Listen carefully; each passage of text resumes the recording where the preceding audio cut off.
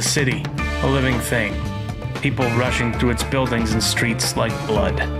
Good people, bad people, and some just trying their best to survive. These are their stories, the terrible people and the lives they destroy, and the story of the City Watch, whose job it is to protect the streets of Leukish.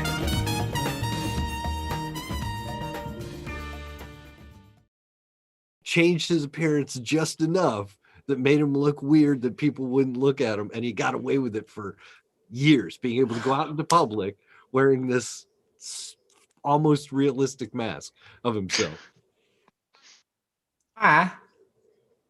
Is that the perfect time? I'm gonna get a mask of you. I'm gonna get that would be Bill. I want to see that. I want to see the Impossible Mission Force mask. Oh, I walked away. Sorry, I did. The red chair. Yeah, that empty red chair. That's me.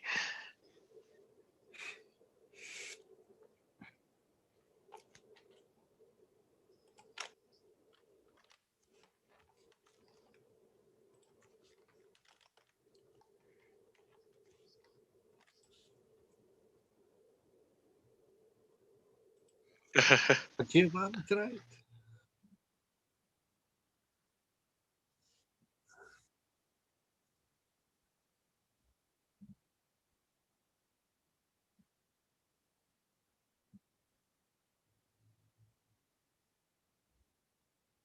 Oh, It says your sound is off? Oh, can't hear Will apparently. Jesus Christ, Will. Oh no, here we go. Well, at least we're consistent. So I've got a building off the Mel Gibson mask story. This was when I was at Comic-Con. We were attending a panel, and if you're getting into the larger panels, you have to be in line before sunrise. And we were sitting through. There you go. On the Twitch, okay. So we were sitting through the Breaking Bad panel. It was like one of the last ones. Bryan Cranston mask. Yeah, and so you saw that? Yeah, so my fiance and I were in the crowd, super exhausted. It was near the end, and we just saw Bryan Cranston sit down and take off his own freaking head. We're just like, what the hell? It just goes and puts it on his microphone, so he's talking into his own mouth the entire time. But there's video of people who caught him on the floor at Comic-Con where he's just walking around in a Walter White mask, and people are pulling him aside going, that's a great mask. And he's got the rest of the outfit on. Oh, I saw that. Yeah. And then he starts throwing out a couple of lines. They're like, wow, you sound like him too. Yeah. No, that is a great gag. Which is hilarious because Adam Savage can't step onto the floor at Comic-Con in a full body costume without someone going, hey, man, are you Adam Savage? Yeah, because it's his gimmick now. Yeah. If you were to walk around as just like Adam Savage, but if shave off one of his eyebrows, as harkening back to the early days of MythBusters, people are like, you look kind of like him, but not really. So, yeah, it's like the old story of Charlie Chaplin not winning the Charlie Chaplin lookalike contest. Yeah, that was same thing happened to it was Robert Downey Jr. He entered a Tony Stark costume contest, got second place. Or is it God, I can't even blank on his name. The guy that played Mal in Firefly.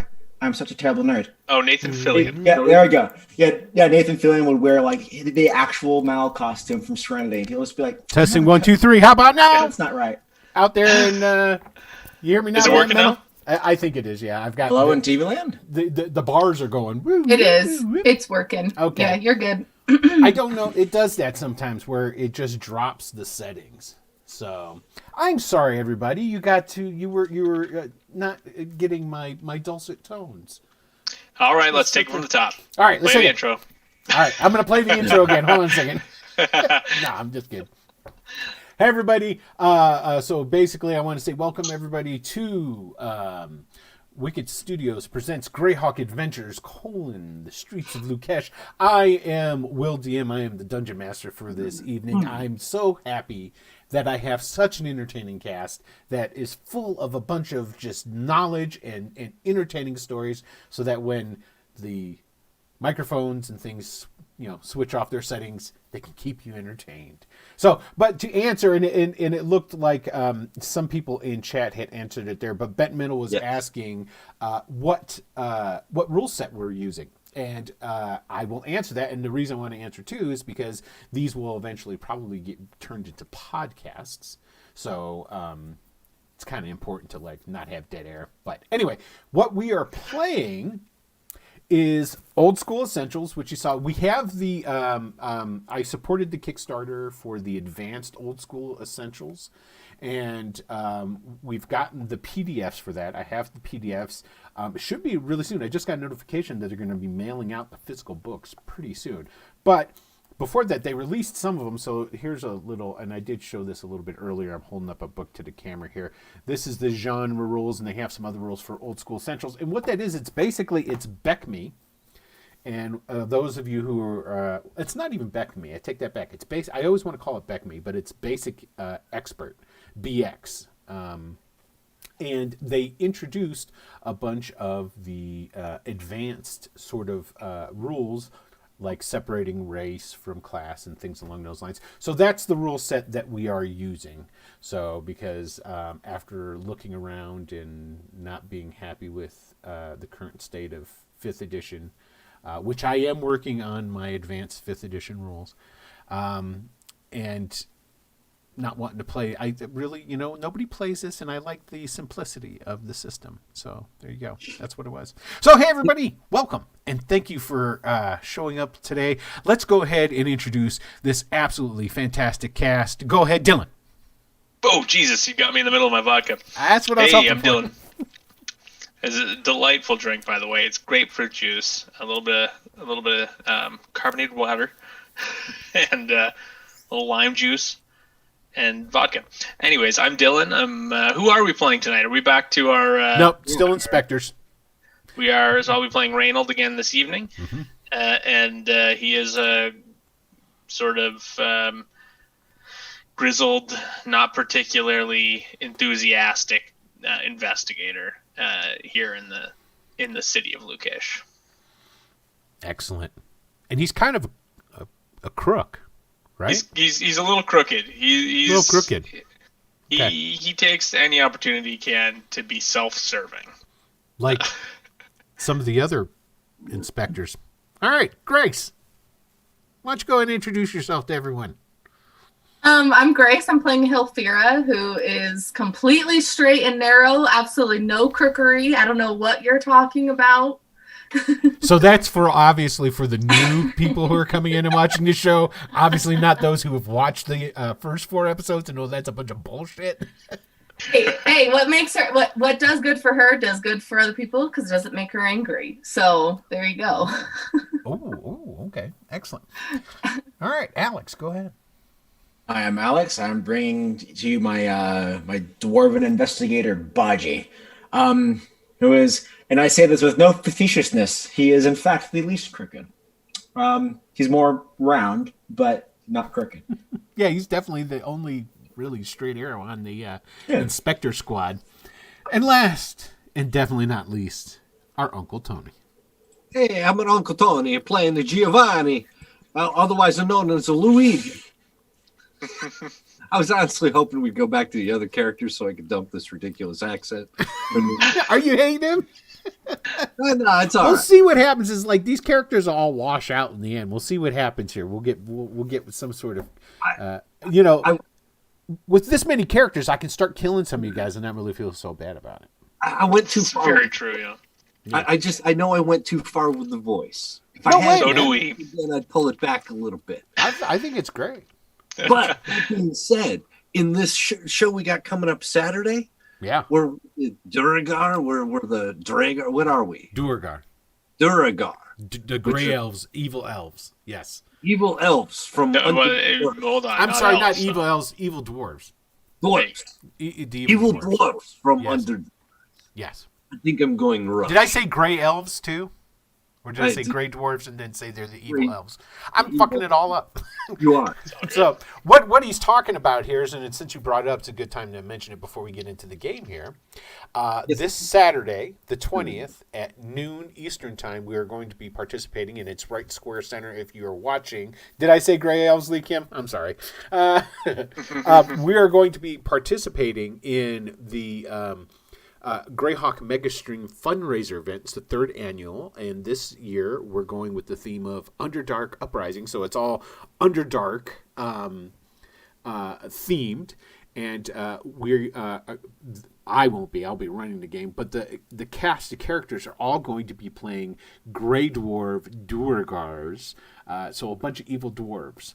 And they're on a mission. And I can tell you guys this. You're on a mission to go reclaim a former Duergar monastery from other Denzians of the Underdark. So I think it would be great if we could all talk like this. I lose 1 point of my DM license. That's true. What, you know what? The accent. Hey, Fritzma, Steve Fritzma, thank you for liking the stream. We appreciate it. When I do Duergars, I talk like I use a Russian accent. Good. That's what I use. Perfect. I'm actually playing a Duergar in a non-streamed game, Kriga, and he talks with the Russian accent. All right, then we are on the same page, you and me. Of course we are. You know, it's very good. Easy. Everyone bone up on your Russian. There you go. Hey, I'm drinking vodka. It works, right? Nostrovia. There you go. So that's coming this Saturday. But tonight we're playing the streets of Leukish in the Duchy of Ernst in the setting of Greyhawk. So let's do just the quickest of recaps. So there are the characters are playing. Shut up, Tony. The characters, the players are playing. Constables. They have a group of constables, and they're playing a group of inspectors. So essentially what they has come to find out is that there's been some stuff going on in the streets. There's a drug on the streets called venom. There's some sort of I guess a serial killer going around called the Mauler that tends to he leaves behind bodies that are completely chewed up. And then there's also been a rash of disappearances, and the constables were able to find some information, and then the investigators, the inspectors, were following up on this, and they had a lead for some of one of these missing servants back to a Melvissa Lyrist. I think I got that name wrong again. Lyrie. Lyrie. That's it, Lyrie. And come to find out that when they go there, her place was being ransacked by a bunch of Renee thugs. And the inspectors went in there, killed a bunch of people. And yeah, that looks pretty good, Tony. And they killed her bodyguard, who was hopped up on the venom as well. And then brought her in for questioning, that sort of thing. They were going in there originally to question her about her servant Sophie, which had disappeared because they had learned from her mother, which had run into first the constables and then the inspectors had talked to this mother about it. And so after having that and getting that information, they found what did you guys find at Melvissa's place? Does anybody remember? Got notes around here somewhere. I know we found vials. That's like Yes. the number one thing I remember finding. Yes, you guys found some empty vials, and they were the same type of vials. Lyex. I'll get it one of these days. It's the same type of vials that the venom drug is being pushed around town in. So, but they didn't find any drugs. And some of the Renee that were at Melvissa's house escaped, and they escaped with a wagon load of stuff. So who knows what they took. So after they came back, they talked to the lieutenant, and after talking to the lieutenant, he basically told them that he wanted them to go and ask some questions and do some investigating. And since there had been a bunch of Renee that were ransacking Melvissa's house, to go out to the Renee camps. It's getting close to, it is not Need Fest. What was it? I'll have to look at the calendar again. It's the beginning of autumn is essentially what it is. And so during the beginning of autumn, the Renee that are out on the near div come, and there's a number of Renee camps that are west of Leukish, where they come and they spend the winter, so they don't have to be on the stormy near div inland sea there. So I guess it's a really big lake, but it's so big you got to call it a sea, basically. So Maury Castle, no, they're nowhere near something for Maury Castle. Hey Rigger, how's it going, man? So right. we're in the third of Harvester, according to my Harvester. my notes That's from it. us. The third of Harvester. Yes. So it's the beginning of autumn, essentially, is what it is. So, and that's what happens. So basically, Lieutenant Stern, who is the commander at the moment, because the Captain Magda, is not in. He has ordered you after he had a private discussion with Melvissa. Says, why don't you guys go out and check into these Renee and let know what's going on. And that's where we left off, right there. So, and it's still raining, and that should start playing any minute. And now that I pressed the button, No, I hear now it. that I heard it instantly. Yeah. can you guys hear it? I don't hear it. Yeah, I hear it's raining. Oh yeah, we can hear it. You might have turned down your volume. I do that a lot when I'm playing in Roll20. I'll turn down the volume and forget when I switch to another There it game goes. to It turn it just back started. up. It just There started you for go. me. Maybe I'm just on a super delay. Ain't no No, telling. you're probably listening to the. Well, no, it can't be. No, I'm not listening to the podcast. I mean, to Twitch. Yeah. I'm on Roll20. So, okay. All right. So there we go. That's where we ended off. And so we're starting up again.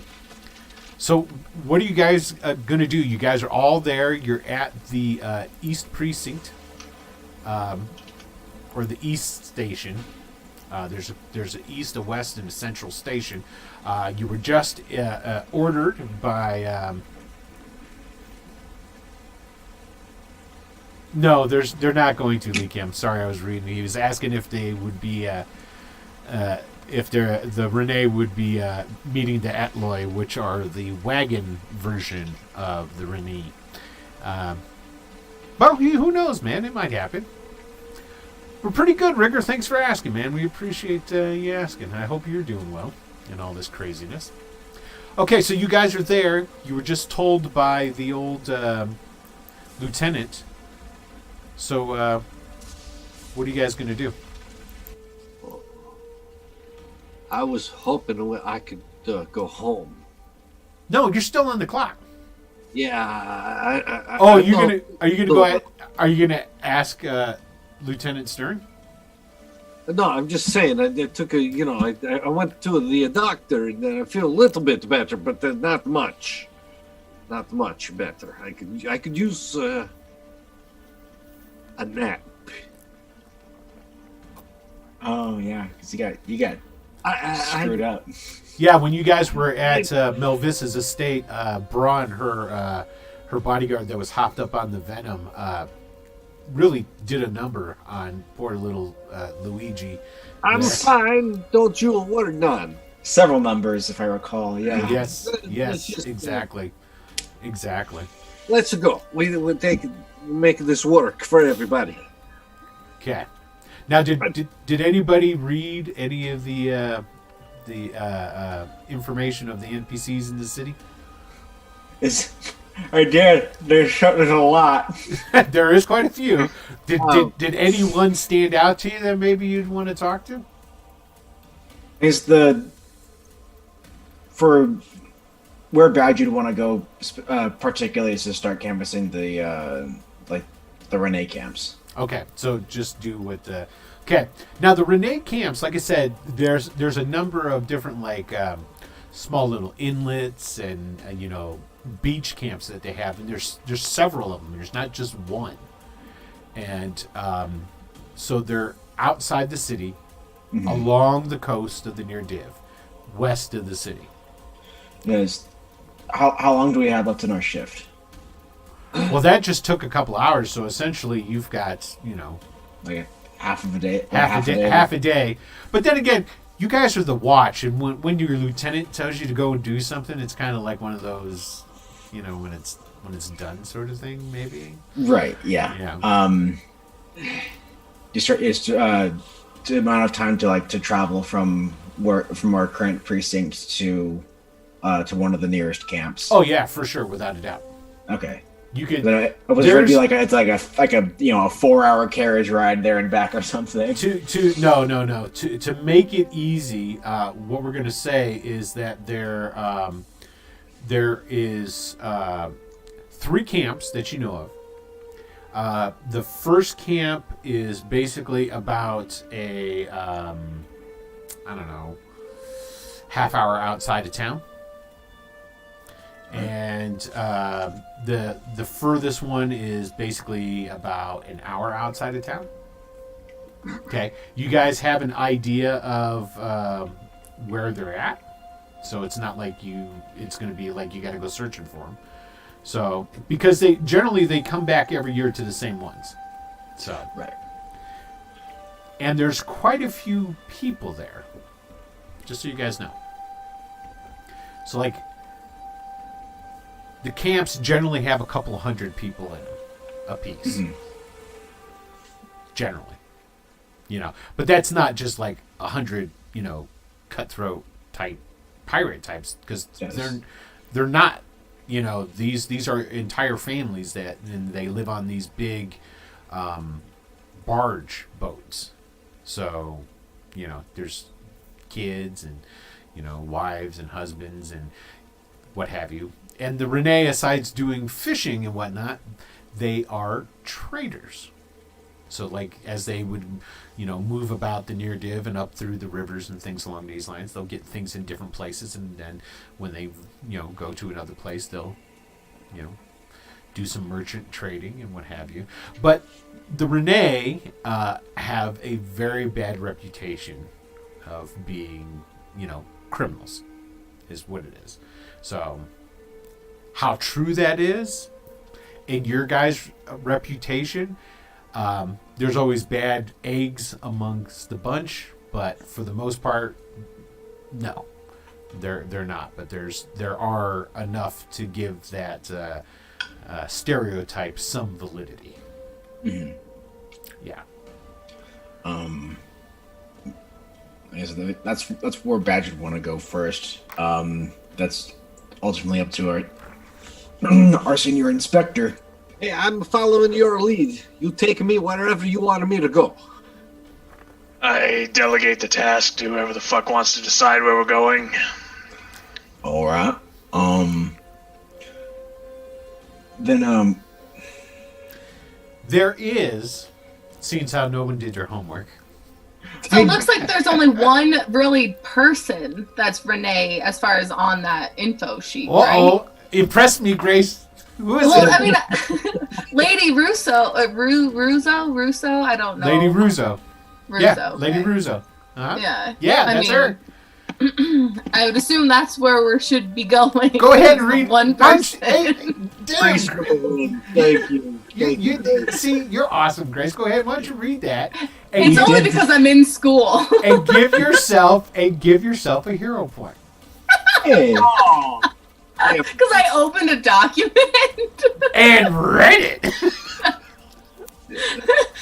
So it just says that Lady Russo is kind of the only Renee who kind of sets up a camp, and she's a fortune teller and rumored witch. So watch out, folks. We're getting into some shady stuff. And the thing about Lady Russo is that she lives in Eastgate. So she lives like Right. actually fairly Right. close to East Station, where you guys are headquartered out of. But she is well liked and used. Well, I shouldn't say used, but employed by the rich in Leukish for her fortune telling abilities. Hey, Rodney Ford, what's happening, man? Thanks for liking the stream, brother. And so, like, she's often will be like, people will go to her place to get their fortunes told, or the ultra rich will have carriages sent, and they will bring her to their houses, and she'll do private readings and stuff for them. Do we know about how much something like that might have cost? Yeah, you've heard on the streets that she charges, has a sliding scale, but at least 50 gold generally for a reading. Which is I was thinking a huge amount of money. Yeah, but maybe the department has something like that in their budget, where we can just say we need to bring her in for a consult, and it's going to be about yeah. No, they sure as fuck don't. But you guys are the you're inspectors of the watch. So I mean, if you wanted to, maybe you could go do that. What do you guys think? I'm always down for a good fortune. Hold on a second. I gotta say, Lee Kim, shut up. Okay, go ahead. I had to yell at somebody in chat. Don't read chat. Don't read it. Sorry. But it's too late. Ben read, not comprehended though. Me neither. That is awesome. I love it. Crazy's like, I read it and I don't know what it means. Uh-oh. What do we got there? Green Lurton, thank you for subscribing. We appreciate it, as always, sir. Okay, and who knows? We are going to have another giveaway tonight. Maybe you'll win, Lurton. Maybe you'll win. 5 months, too. Thanks, man. I appreciate that. Yeah, it's awesome. That is awesome. Yeah, I don't even think I'm subscribed. Of course you're not. I see the button on my Twitch. It says resubscribe. 20%. And let me ask you this, Tony. Yeah. Do you have Amazon Prime? I don't. Okay, that was really going to bust your balls if you do. I don't. But my sister does, and I have access to her account. So I've been thinking about you can subscribe for free. There you go. You can subscribe for free. She's not going to miss it. She's not watching Twitch. But if she notices, I'm going to hear such shit from her. All I heard from that is I'm not worth it. That's what I heard. Did you guys hear that? That's what I heard. I did hear him say that. I mean, he does say it at the beginning of every episode before we go live, too. So. Yeah. And right to your face. Right to you. Yeah. I don't talk behind anybody's back. No. I know. That's what we appreciates about you. Okay. Hey, I meant to ask, Dylan, are you getting snowed in where you are? Are you getting tomorrow? Probably, yeah. But we couldn't get out of the driveway today. But that's because we have a guy who clears our driveway, because I guess that's something that we don't pay that much in rent. In case you're wondering if I'm very privileged, I'm not. But and I just saw too. Hey, Robo, I don't know if you're still on listening. How's it going? But yes, we probably will be a little bit snowed in as of tomorrow night. So wish us luck. Well, my mom's across the lake from you, so she's about to get dumped on by some stuff. Yeah, and I've got family down in Texas. Everybody's suffering these days. Yeah, Texas got hit bad. Or as I chuckle in Californian. This is the meteorological part of the show. Yeah, welcome to the weather report. Yeah, this is one in every show. That's how Lady Russo does it. She just reads the stars, right? She reads the stars, and if she can't read them through the she goes on Channel 7 News. Yeah, no, exactly. She tunes into YouTube to watch David Lynch's daily weather report. Which everybody should watch. Yeah. So what are the inspectors going to be doing there, Chief? A senior inspector. So what was your proposition there, Luigi? What was your you want to go to the fortune teller? Well, yeah. I mean, if the richer people think she's all that, maybe we find there's some missing people with her. I mean, if she must know more than just what's on the beyond, and even if she doesn't, maybe she can see something for us. Maybe. Or she's just a really good con person, which that would be interesting too. Fuck it. You know what I always say: do just a good enough job that you don't get fired, but not so good that they want you to do more work. Let's go to the fortune teller. Words to live by. Amen. And And we could. that's the I senior remind- inspector right there.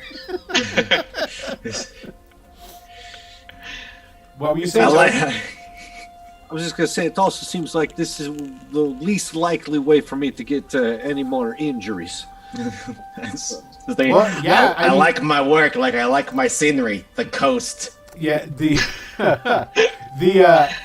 now don't forget. I mean, the lieutenant did say, "I've got an echo." God damn it! Hold on. We're off for a week. I know, and then it changes. Everything falls Everything apart. changes, right? Make sure that this is not. No, that's not on. Okay. The lieutenant still asked for you guys to go to the Renee. Let's see that there. Did that take care of it? Is it? Are you guys listening to Twitch? I just turned it on here. Testing 1 2 3. Siblis. You not hearing an Based on echo? what I just heard. I- Did that take care of it? And it was still echoey. Yeah, it's still echoing. It's still echoey. God bless Yeah. America. I blame Tony. Okay, Thank you. That's what I love about you, man. I'm here for you. You're like, I'll do it. Thank you. The good thing is it's not a wide echo. It's pretty compact, so you just sound like you're coming through one of those old you sound kind of like the tone of one of those, those toys where you flip it over and it goes. You kind of sound like one of those. Well, that's not good. That is such a specific I- You guys know what I'm talking about, though, right? Yeah. I do. Hold on. I'm gonna test something here for a second, and then I want to see what happens. This might get rid of your guys' volume. Go ahead and talk for me, guys. Well, all Not of you us. want me to. I don't want to. Okay, did that get rid of their volume? hard to Everybody get. out there in TV land? I'm not even watching. It sounds like it. Okay, so you guys just went dead. That's what I thought would happen. So okay, so this is all just. It seems to have worked. Did that work? But they can't. Seems to have worked. Can Now they? you're goodwill, and we can hear them good. Oh, okay, cool. So that was the one I needed to do. All right, excellent. Thank you very much. Yep. Damn, I'm good sometimes. Whatever. After a couple.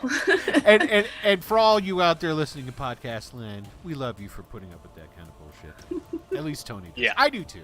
So Hey, this is Twitch, and we're all in disparate parts of the country or other countries. So I think for what we are doing, I think we have far fewer technical glitches than we probably should. Yeah. So you want to know the funny thing, Rigger? Somebody in chat just says, "Look at that! You learned something." I've learned that one before. I just forgot it again and then had to relearn it. So, have the fun. yeah. Okay. So, but what I was saying was, don't forget that the lieutenant did say he wants you to go out to the camps and start asking around. So that's kind of like, in military terms, they would call that an order. But you Sorry, said what's that? the only Renee on the list that was the woman. I mean, do you want us to talk to the Renee, or you want us to go to the camp? He said he wanted you to go out to the camps and talk to the Renee. That's what his specific words were. But Lady Russo is A Renee. well, she's a Renee. She's well known. She's Well, and she's in the coastal camps. Like, we're I mean, following an order, I suppose. right. and the don't forget too. Somebody else had a really good idea, but unfortunately, you just can't do anything about it right now. Is the captain of East Station here is Captain Magda, she's Renee as well. So, Wow. yeah. So there you go. But, somebody had an idea. Hey, why don't we talk to her about it? See if she's got any insight. But at the same time, well, this is the first news coming up that Renee are connected in any kind of way to this stuff. So, okay, so you guys leave. Are you going to walk over there? Because it's actually pretty close. Or are you going to take the carriage? Well, it is raining, right? It's still raining, yes. I don't matter to me. And- Walk. Yeah, having some horsepower to expedite things would probably be a good idea. Yeah, Just because we have we've accomplished time. quite a bit in one day so far, so I feel Yeah. like why not keep that streak going, even Just- if what we've mostly accomplished is pissing people off. Okay. So now, if I will say this, if you guys want, okay, if you are inspectors, which means that you can pull other, not inventory, personnel to help you. AKA, if you wanted, you could have someone who would be a driver of the carriage and would stay with the carriage. So you wouldn't have to worry about it if you so choose. Okay. You're jumping all over that. No, We could I'm have a thinking. gun. I definitely think, especially, not to buy into the stereotype, but we don't want to lose a company wagon. That would reflect very poorly. Right. So essentially, Just in case. yeah, essentially you guys would get asked exactly. Prometheus has got it spot on. A red shirt. Yeah. Yep. You would request a constable. He's like, Oh hey, no, he's going on an away mission too. you're right. Shut up, Wesley. So you Yeah, guys want to do that? Yeah, we'll take Yeah. Wesley. We'll take Wesley Crusher with us. Okay. Yeah. All right. So what's Will Wheaton. what's his name going to be? I'm fine with Wesley. Is Wesley Yeah, his Easily. I name? like Wesley. Let's do it. Like, All right. Officer Wesley. Officer Constable Wesley. Constable All right. Wesley. Constable Wesley it is. Excellent. Let me write that down. This is gonna be. What? Constable. It'll be Will Wheaton will see this and be like, "What the fuck, you guys?" Wesley. Yeah, if because only he could roll dice. okay. All right.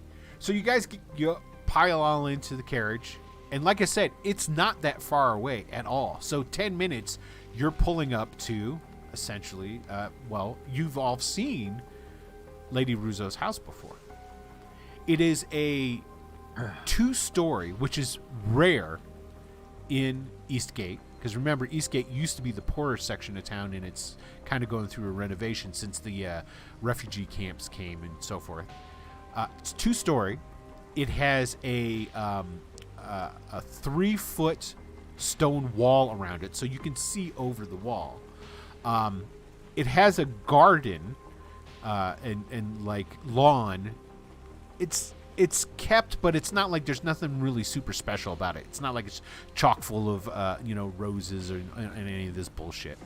The house itself is one of the more well put together houses in Eastgate. It is stone, which is rare to have a completely stone house, and it's all shuttered, and it looks like there's nobody home. But that's pretty much the way Lady Russo's house looks all the time. So, and I've been meaning to start doing this. I have to get out my real dice, because I need to start making some rolls that you guys can't see. You can hide them on roll 20. Yeah, I don't want to do that. I want to roll real dice. I don't trust you. If it was hidden, it wouldn't make any damn Welcome to difference Dungeons either. and Dragons. There we go. Do you guys want high or low?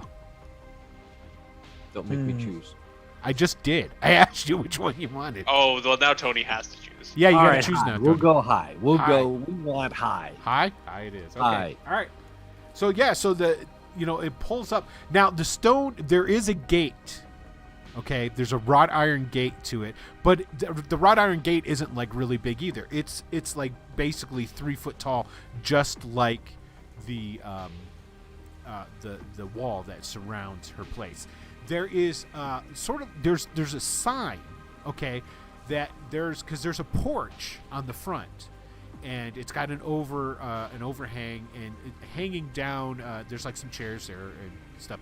Hanging down is a swinging sign, a wooden plaqued sign, has a red eye painted on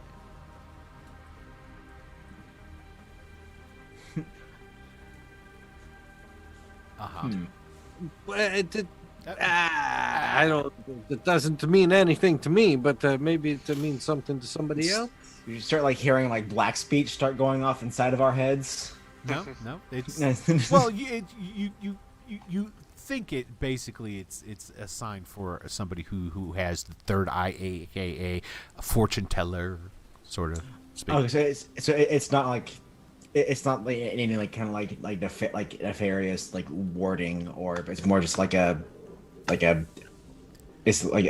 stamp or It's a lacquered sign. Yeah, a lacquered sign for business, unless be like, cursed and eye blind are thee. Okay. Yeah, no, it's basically letting them know. Yeah. Okay. No, and no Lee Kim, no Mari.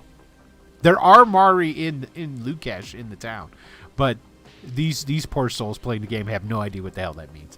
So, so what are you guys gonna do? Wesley pulls up the, wheels in. Should I wait here for you? Yeah. Very well. Fucking question is that? I don't know. Oh my god. It's so hard to find good help these days. I didn't know if you wanted me to take the carriage back to East Station. No, we've got other places to be after this. Very well. Even if all we've had to do was go back to the station, we'd want you to stay here. God.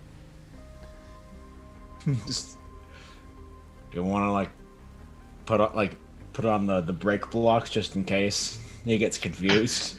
Oh, I've got the brake on. Alrighty then, just to be sure to keep the horses warm. Inspector Ruffins. Oh, you want me to keep the... Alright, how do I do that?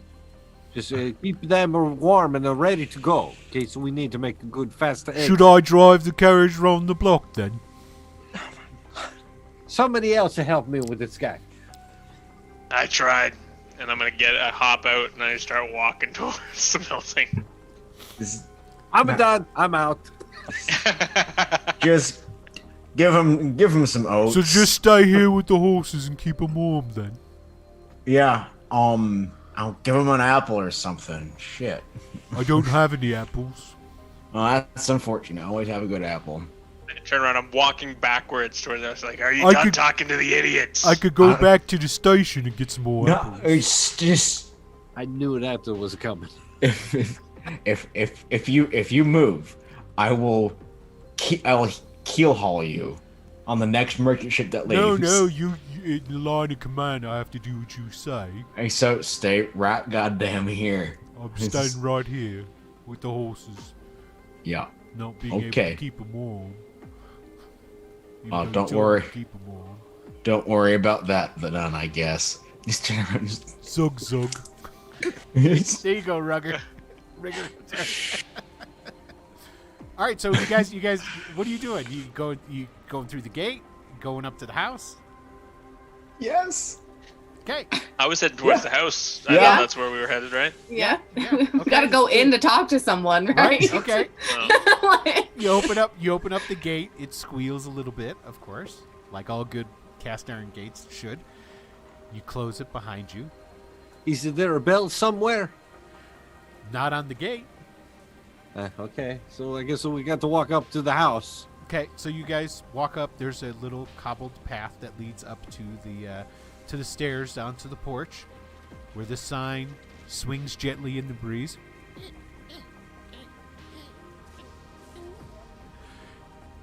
There's the front door. Is Is there any sort of bell or anything like or a knocker? There appears to be, now that you mention it, a rope in the next to the door that goes in a hole into the house. I'm very small. I can't reach it. For those of you who are not watching us, Tony's miming that his halfling is jumping up trying to grab the. You're really trying to sell this podcast. And Yes. the other. It's only a polite thing to do, Tony. The other important thing to know is that I'm leaning there, just watching him try do and it? jump, like Okay. leaning against the wall, watching him try and reach the rope. So is that what everybody's going to do? They're just going to wait until he gets No, I'm just Baji will go and ring it. Okay. You pull on it. There's a little bit of resistance at first, and it's sort of like if you've ever pulled the cord on a lawnmower. You know how like you start to get it, and then there'll be some resistance, and then it gets quicker ring as you get it. It pulls like that, and it doesn't make a noise right away. But as the rope starts going back in, there's a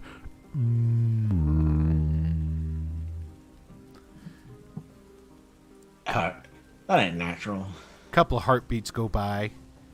Okay, nobody's home. We better leave. Go try somewhere else now. Just as the Stay. impatient halfling starts to turn around, the door Only opens good up. vibes here. And you can see, well, the person who's opening the door is very large. Oh. So large that you can see their chin, but the top part of their head is blocked by the door frame. It is a large individual dressed all in black. It's kind of like a suit of some sort. Huge hands. Yes. You rang. Say, well, ain't you just corn-fed and still hungry? We're here to speak to the. No. That's a country euphemism I don't think you'd be familiar with. We're here to speak to Lady Russo. Euphemism. All right. We're here to speak to Lady Russo. It's like, I can't deal with multiple. Who, might I ask, is calling? Show them the badges. It's like, It's the guard. Get the badges. Inspectors. Oh. Oh, down here. Inspector. you probably can't see them beneath, Come the. in. And he Okay. steps to the side, opening up the door the rest of the way, allowing you to enter in to the house. Now you can see directly in as he steps to the side that it goes into essentially like a parlor, or a, what do they call that? A foyer. It is large in the fact that if the shutters were open, there would be light could come in through the windows. Well, if it wasn't raining outside, and there's some comfy chairs and tables. It all seems rather dated. There are 4 doors that lead out of this area, all of which are closed.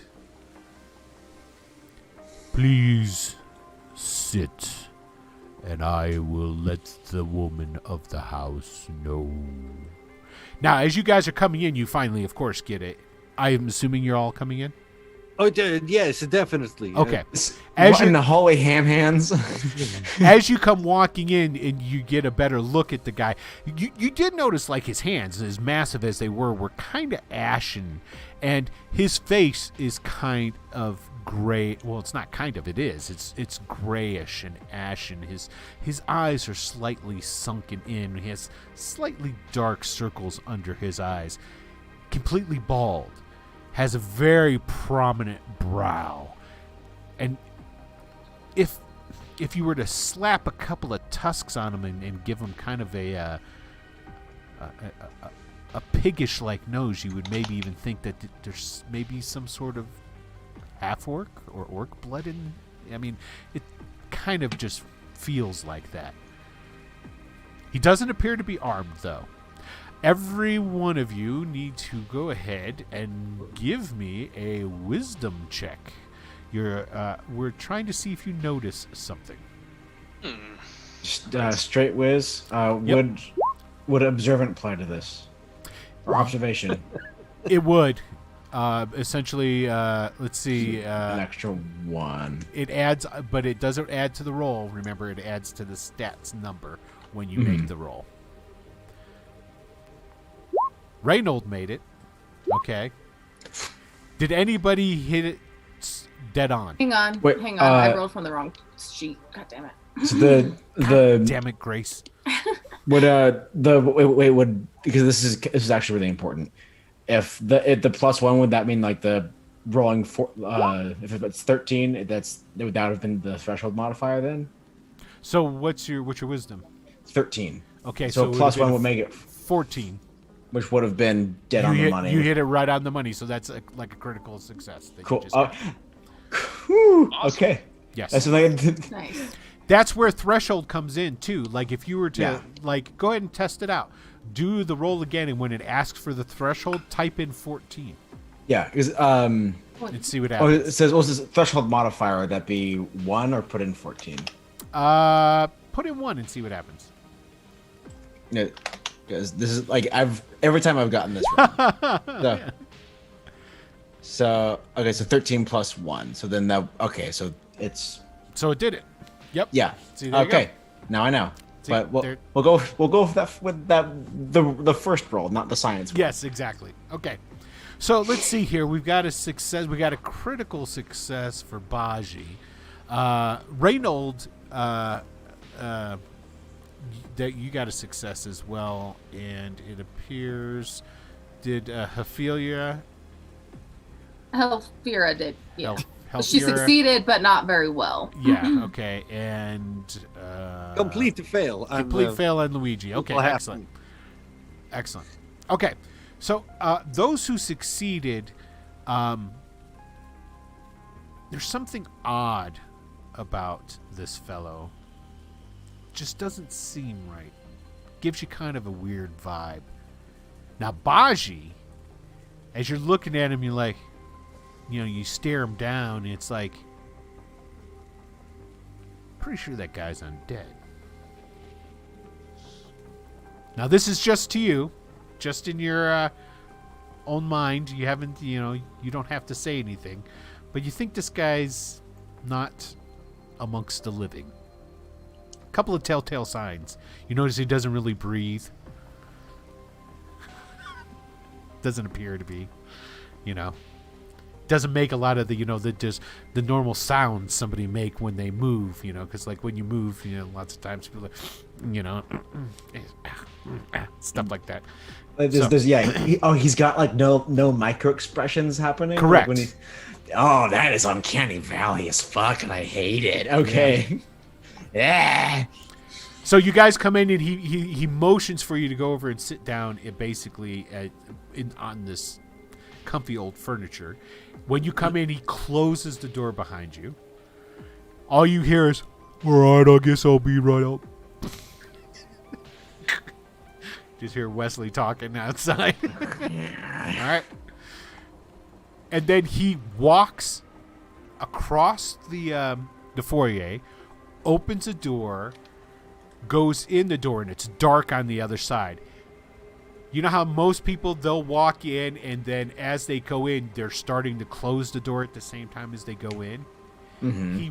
He opens the door, steps in, turns around completely so that he's facing out looking at you, and then closes the door, watching you the entire time until it closes. That's fucking creepy. Yeah, I hate that. Okay, but just one quick little note. What are we gonna ask her? Well, first. Well, are we chasing the missing persons, or are we chasing the little vials of stuff? What do we ask her? I don't think she has anything to do with the missing persons. I mean, No, but First she's you- a seer. I mean, She's got the third eye. She goes look into the future. And If you want to cough up the gold for that, then you are more than welcome to do so. I'm just saying, maybe she, we ask her the questions, and maybe she gives it to us. Do the civic duty kind of thing. I think that is definitely worth a shot. But I will not hold my breath. All right. If you're good at something, never do it for free. The door opens up again.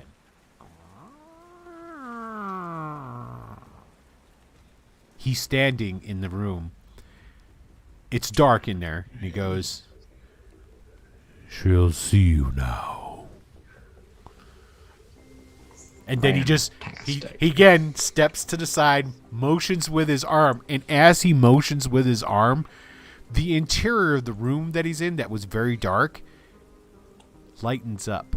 It's not like somebody turns the light on, but it's definitely shades lighter, almost as if, you know how like if on a lantern, are you guys familiar with, you can just turn up the wick slightly, and if you do it slow enough, it just brightens the room slightly. Yeah, it's sort of like that. And as he does that, you notice that it looks like it's not really an office, it's like another sitting room, with, it's very similar to the foyer, but with antique furniture and things along these lines. But there's a big oak table, a circular table that's in there. I take it you guys go in? Yep, don't want to, but yep, that's the job. Okay, so you guys go in, and around this big, large oak table are placed 8 chairs and one really big chair. Padded, leather, intricately carved with all kinds of what appear to be runes and possibly mystical symbols, which none of you caster types have any idea what they would be. He goes, "Please sit down." What's happening, Zarathon? Okay then.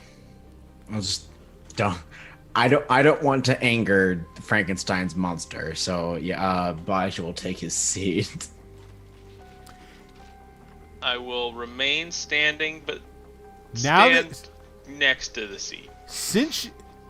Now that you mentioned that, I'm going to say something that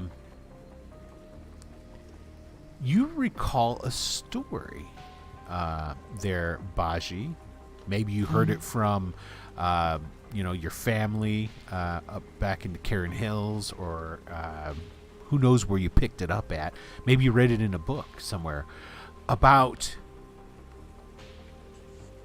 people that were, well, they're not really people, I guess. Things that look like people that were put together from pieces and parts. And when now that you that's another thing, his ears are different.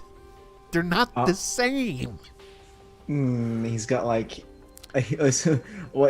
teacup coffee mug kind of handle sizes going on. Yeah, he's got one. He's got a really big long. He's got a big earlobe on one. The other one's got like a tiny earlobe sort of thing. And it's like, no, those are different. Those are different. Yeah, Luigi don't notice none No, of that. you don't notice nothing. And So I'm gonna climb up on the chair, and I'm just gonna stand on the chair. Which chair?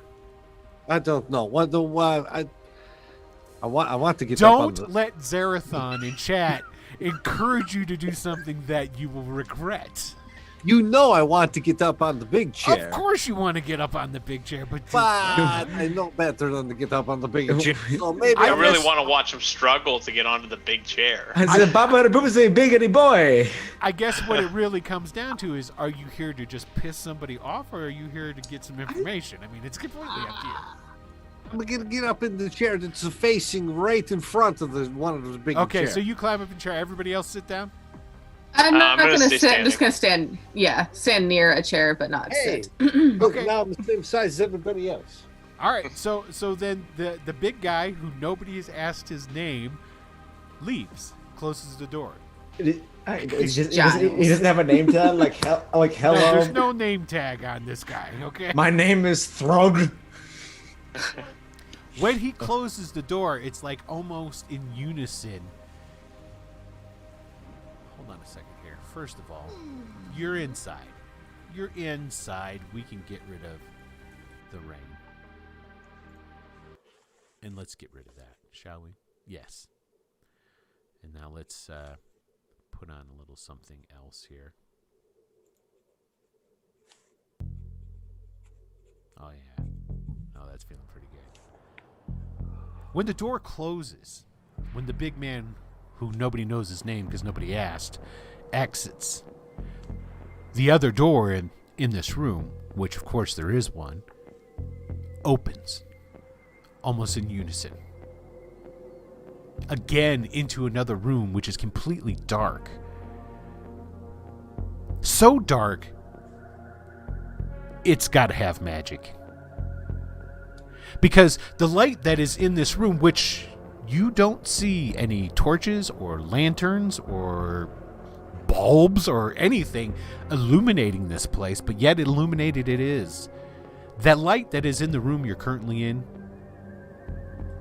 doesn't enter into that room. It's almost as if the blackness that's in there eats that light. You start. If Lurch walks back in here with some Groucho Marx glasses on through that door, I'm gonna fucking die. Hey everybody, how's it going? Yeah. No. But what you start hearing, click, Oh, click, it's fucking creepy. click. Slight echo to it. If I'd had my, if I was really Johnny in the spot with the audio, this is where I would turn the echoing on. Because it's the clicking of heels of somebody walking, getting closer. Saruman and pumps. Shadows of Arcania just followed us, and I appreciate it very much. So thank you, Shadows. I'm just going to call you Shadows because... Yeah, thank you so much. Yeah. It gets louder. And then from out of the darkness, almost as if exiting or breaking black water, comes a leg. Uh-oh. Oh, and you're now hosting us. Thank you, Shadow. I appreciate that very much. Yeah. A long, sleek leg.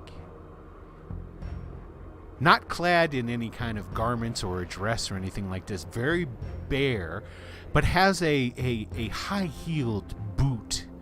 It's sort of like, those kind that lace up, and goes above the ankle sort of thing. Mm-hmm. And then a half second later, out from the darkness as a whole comes a woman. Olive features, black, curly, long hair, shot with gray.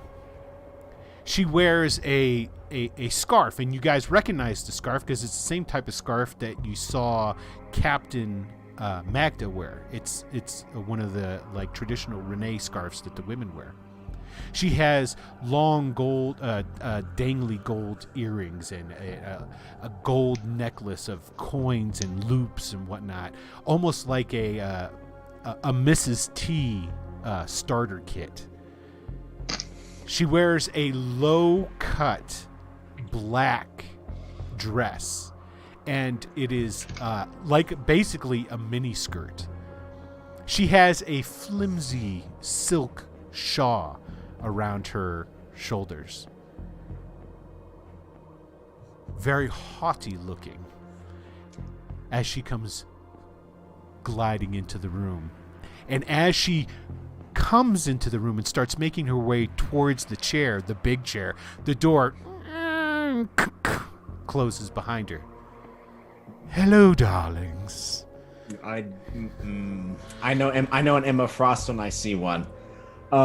Meta. Lee Kim in chat. Fireballer. Yeah.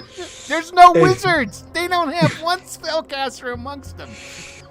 I'm a dwarf. Just burp me and it'll happen. And she just she glides in her stride over to the large chair.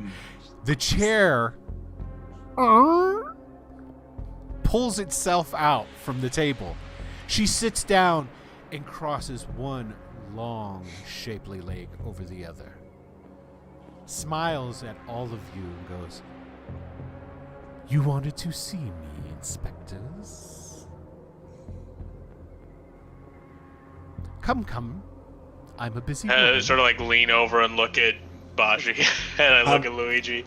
I tried to tell you you gotta have a question ready to go, but now look at us. Notice we have all Yes. we've all heard tell of your reputation, and it was obviously lacking in some very, very important parts as to your first impression.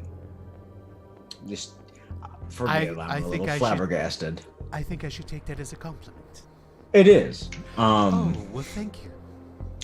But What brings the watch to Lady Rusa? you are known as a seer. Oh, yes. Oh, you've come to have your fortunes told. No. Your luck in luck. I happen to have a spot open right now. I could read all of your fortunes if you wish.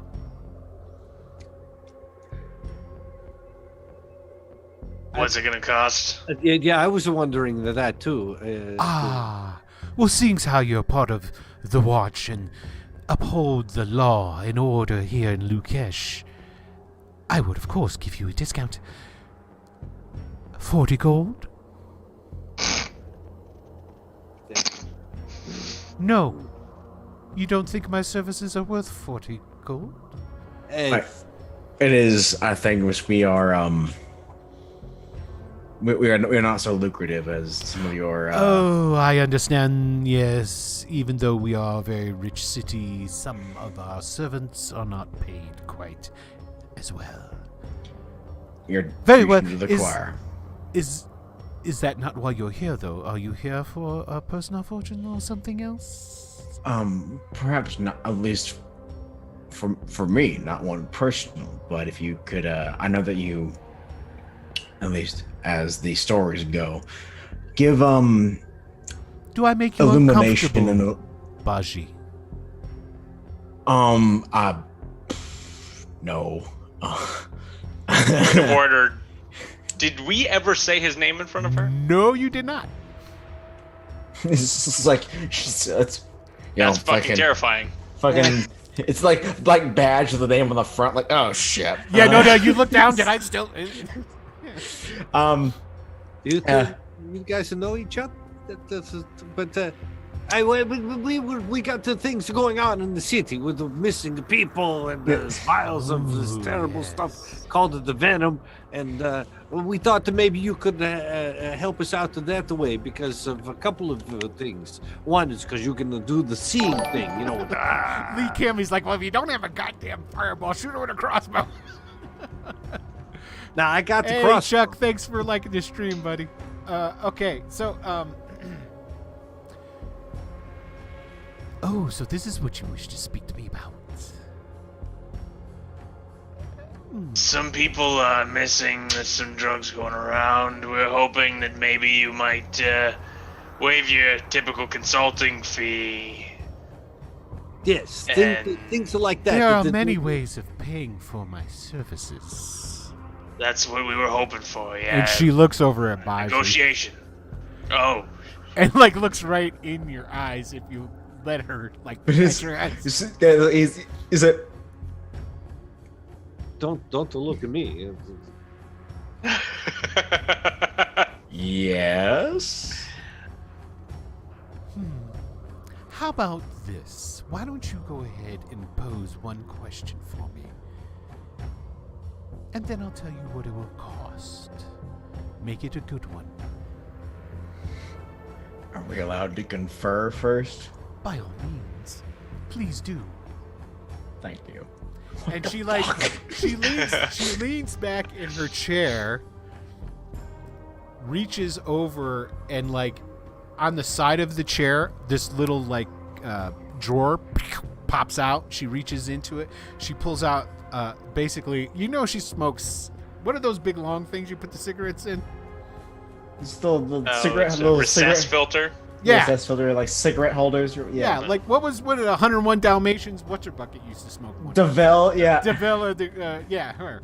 So she Yeah, gets I'm one of getting those. some Deville and Yzma vibes from this lady. Yeah, and then basically, and she lights it with a flame off of her fingertip, and she starts smoking, and watching all of you smiling, a very big, very Cheshire-like smile.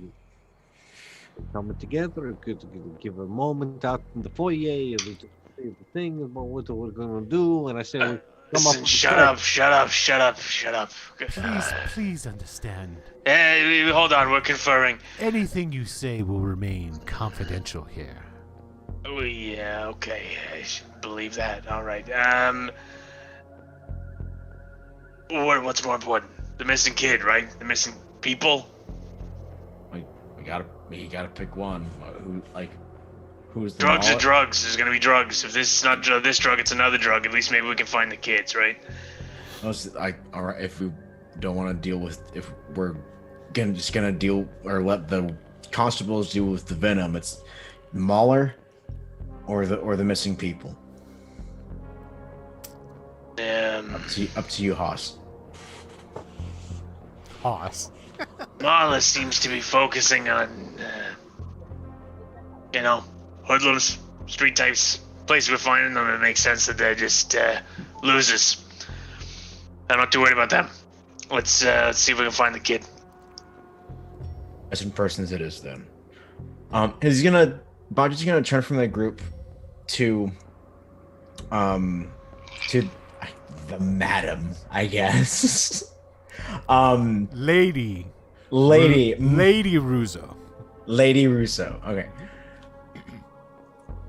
Lady Russo, this is less of a question for the manner of fortune, but as being a stalwart member of the Renee Society, I do have a question for your demographic, if I may. My demographic. You do have my interest now. What is? I believe we're participating in some my good old-fashioned demographic? police profiling. Right? There's there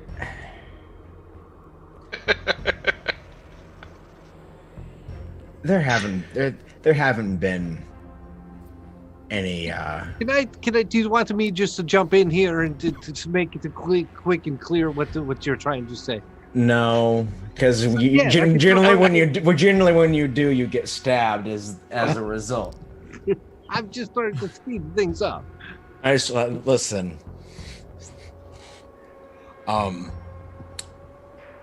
There haven't been, at least by my knowledge, any Renee that have fallen victim to the Mauler.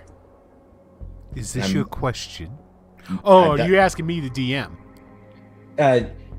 Yes. It is very hard to say. Well, because you guys would have access to all that information. Mm-hmm. Being inspectors, it's your job to try and find who the hell the serial killer is. No, they don't know because of how these people were killed. Essentially, they don't have skin. Yeah. They look like they've been eaten by mauled. rats. Yeah, or exactly. You know, that whoever came up with that idea when they thought of that were like, aha. It's like the pig pen, body disposal. Just Yeah. So they don't know if any of the victims of the Mauler have been Renee or not. Okay. Then I think if there's something that's like, and he's going to try and phrase it more as an observation rather than a question. Okay, so phrase it. I'm waiting. So like We are all waiting. So by my understanding, there haven't been any Renee that have been found dead and half eaten per se by rats or seemingly flayed alive. Is that your question? No, I'm just. No, he's working up to something. This is an observation. I don't know. What he is trying to say is, can you tell us where the staff of Sheila is?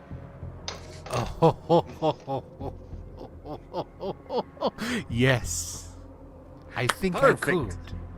That's what your question is. Is that what you want? Unless somebody stops me.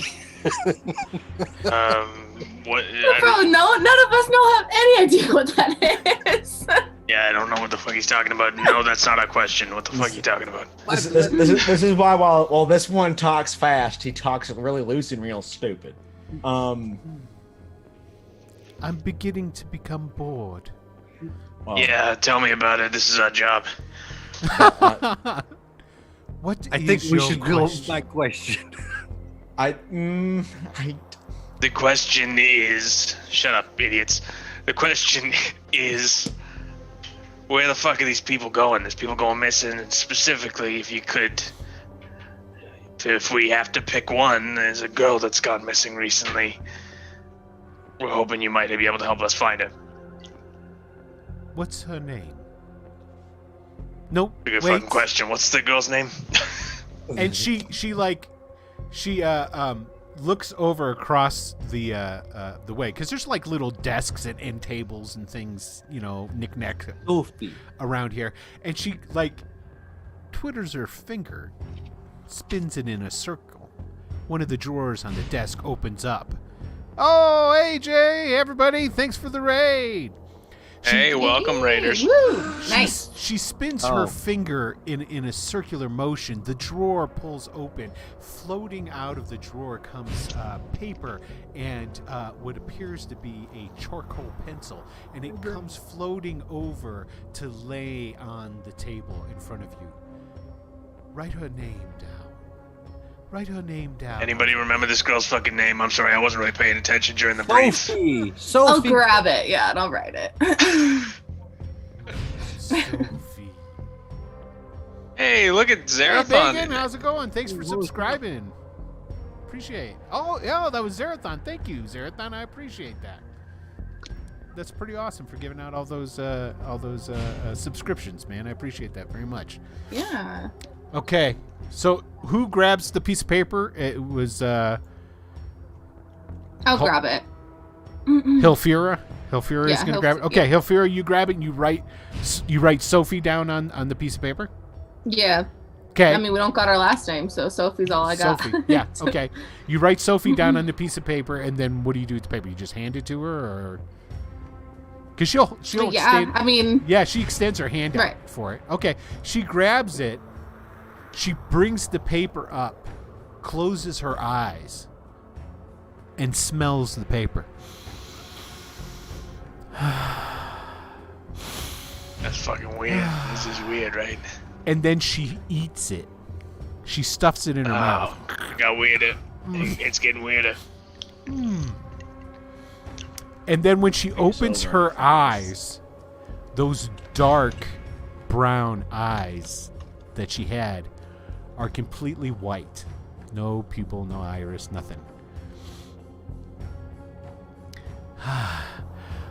Oh, I see. Oh, she's not even in the city anymore. She's far, far away. She's in the Upper Isles. She's with some very... and she like starts shaking a little bit, and like she flings back in a chair, and her eyes shut. She grabs the armrests of the chair, and then her head like sinks. The door leading in, bam, comes flying open, and that big dude that answered the door comes rushing in, and he runs to her side, and he immediately starts looking at all of you guys. Corey, thank you very much for cheering the 100 bits. I appreciate that very much. Oh, nice. We had a new follower in there too, and I saw that old Tabletop Santa there subscribed as well. Thank you, Tabletop Santa. I appreciate that very much. He comes rushing to her side, looks at you guys, and remember before when you first met the guy, it was like absolutely no expression, totally just blank, right? He's got like a snarl and his like murder in his eyes, and he's like looks like he's getting ready to like maybe come at you guys, and her hand reaches out and grabs his arm and stops him. No. Don't, Slate. Thank you, Canadian Gamer. We appreciate the 100 bits. Thank you very much. That's getting you guys close. That's at what? 1624. Is it? You gotta be closing in, yeah. Oh, you guys went past it. They already got you past it. You guys all get. Did we? Yeah. Because you guys get them at 1,000. So our does our Twitch frames off?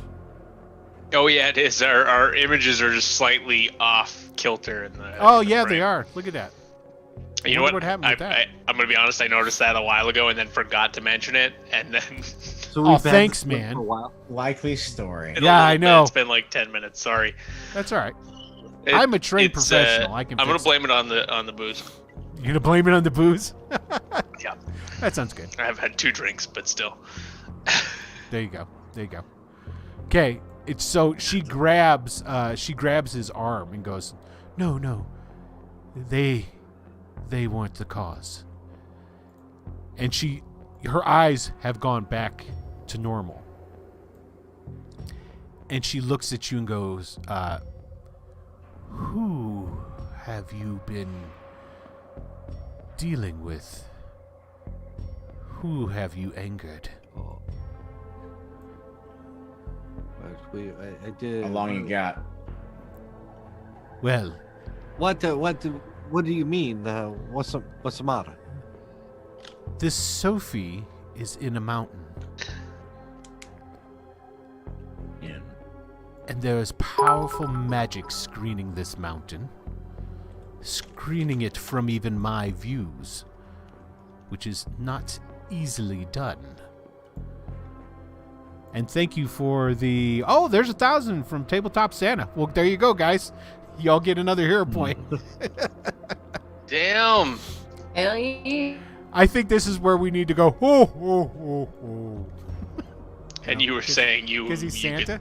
kill some of us off. Get it? There, I fixed it. There, we're all back. Yeah. At least they're back to normal.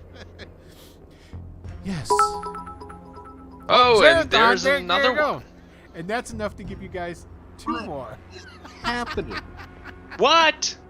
Yeah, so you guys just got 2 more. You're gonna hero need to points. throw something big at us soon. Hey, you otherwise, Oh, Shut trust me, your mouth, god damn it. there's plenty, and that gets us the hype train. Woohoo! Hype train. train. Nice. He throws something big at us, I'm the one that has to face it. That's right. She goes, she's with the spiders. I've never seen these Excuse things me, before. this- Spiders. People that look like spiders. Oh, this is... Oh, then there's Tabletop Santa. He's like, screw you. I'm going to do it again. So, all right. So you guys all just got another, because that's another 500. Make another 1,000. You're already plotting for next week, aren't you? Oh God. I'm plotting for the end of this episode too. I can't say anything else. Oh no. And she stops. She stands Like up. Brittany. She stops and she stands up. She goes, "That's it for now. Come back in 2 days, and I will have much more information about these spiders and where the Sophie is. Thank you very much. Especially you, Baji." And she smiles. She walks across the floor. She puts her fingers in your beard. But not like, she doesn't like come up and grab it. She kind of like does the rake through, you know how like somebody would comb. Yeah, she combs through your beard. Then smells her fingers afterwards. I'm gonna get a drink after this. Holy shit. The door that she came through opens up again. It's completely black again. The light that is in this room does not penetrate into that other room. She turns on her heel and leaves. 2 days. In 2 days, I will have your information for you. And as she enters into the blackness, as she was talking, you would hear her fine. And as she enters into the darkness, her voice fades and goes away, and then the door closes. Now, the big man that she called Slate straightens his suit, walks over to the door leading into this room, this seance room, opens it. I believe that is all for this evening. Oh, yeah. Holy crap, there's no... Okie dokie then. Tabletop. All right. Well, you guys all just got another hero point. Go ahead and mark that down. Oh my god. You're hurting me the most. Yeah. Not really. So that was another hype train level thing going through with that there. Oh, So- nice. And Now- look at that. We are just, someone said earlier, we were so close to filling in that sword for the hero points, and we are literally, Oh, that's what they're looking. Yeah, it's just a tip. yeah, I think just the tip. That's just a Just tip. the tip. That's what Lady Rosa said. Not Rosa. Oh no. As the old dwarf parable goes, stone is hard and so am I. Okay, so you guys go and you go back outside. You leave. Yeah. I'm in Lady danger. Ruzo's place. Yep. Okay. I suppose so. The door closes behind you. The creepy music stops. Okay. What the fuck was that? I don't know. That And was fucking you're back. weird. You're back out in the rain again. Like spill some whiskey or ale in my beard to make it feel And- unviolated. And I'm already like, I've been like, I took a gulp of wine from my wine skin that Oh I'm shit! carrying You know around what I inside my forgot to jacket do? Hold on. before, and I pass it to you. Just I got definitely so like- into that scene, I totally forgot. Hold on. We have a giveaway. Oh yeah, we have a giveaway. Hey, Yeah. Oh, and I think Lee Kim just filled the tip. Oh. Yep. I think the tip. We've got it. Yeah, because we went over. We're 40 beyond the tip We're now. 46 over, and just to commemorate that, you guys can go ahead and give yourselves another hero point due to the generosity. Okay, so this is what happens. Okay, guys who are in chat, I'll say this now, this is not a complete plug for followers, but it is. The giveaway, if you're a follower, you will get 4 tickets as opposed to 1. We are giving away a $20 gift certificate to Drive Through RPG. So $20. Dang. $20 gift certificate to Damn. Drive Through RPG. If you do not already have an account, it is super easy to set up. All you need is basically a email address, which I will use then to make sure you get your $20 gift certificate. What happens is when you go shopping on drive-thru and you go to check out, the gift certificate will then be a payment option for you for when you're out. You do have to be present at the end when we do the drawing to win. If you're not here, we will just draw another name until we get somebody. Also, if you want, when you go to shop, if down below here on Twitch, there's a link to Drive-Thru RPG. If you use that link, we get credit because we're an affiliate. Or if you go to the Wicked Studios LLC Facebook page, there is a link on that Facebook page to Drive-Thru as well. We will get credit if you use it that way. If you don't, that's fine, but it's an option. There you go, right there. But Robert Jackman, what's happening, Ciderin? Also, too, since I was taking a break to do this, let's go ahead and we'll do don't forget this weekend, starting on Friday and Saturday, we have the Underdark Uprising. We ourselves will be on the 20th, which is 20th is Saturday, right? Yeah. We will be on the 20th from noon to 4 Eastern time. Will be our slot where we will be, not me, I'll be running the game. These guys will be playing a bunch of Duergar, going to reclaim an ancient Duergar monastery from other denizens of the Underdark, which have taken it over. So that will be Saturday at 12 Eastern time. It is, again, this is all part of the 3rd annual charity event put on by Jay and the Greyhawk community. Basically, all proceeds are going to the St. Jude's Children's Hospital. Jay, if you're still on, you can type in how much. I think we raised $2,000 last year. This year we're trying to get $5,000, and I do believe we are currently already up to almost $700 or $700 already, and it hasn't even started. So, Nice. So do tune in, do participate, and do contribute if you can. It's hard times, and if you can't, it's understandable. If you show up and watch, that's participating in its own way. So there you go. All right, let's go ahead and get back in. And now that I've got everything set up, I almost forgot about that. I got so into playing Lady Russo. I was super excited about it.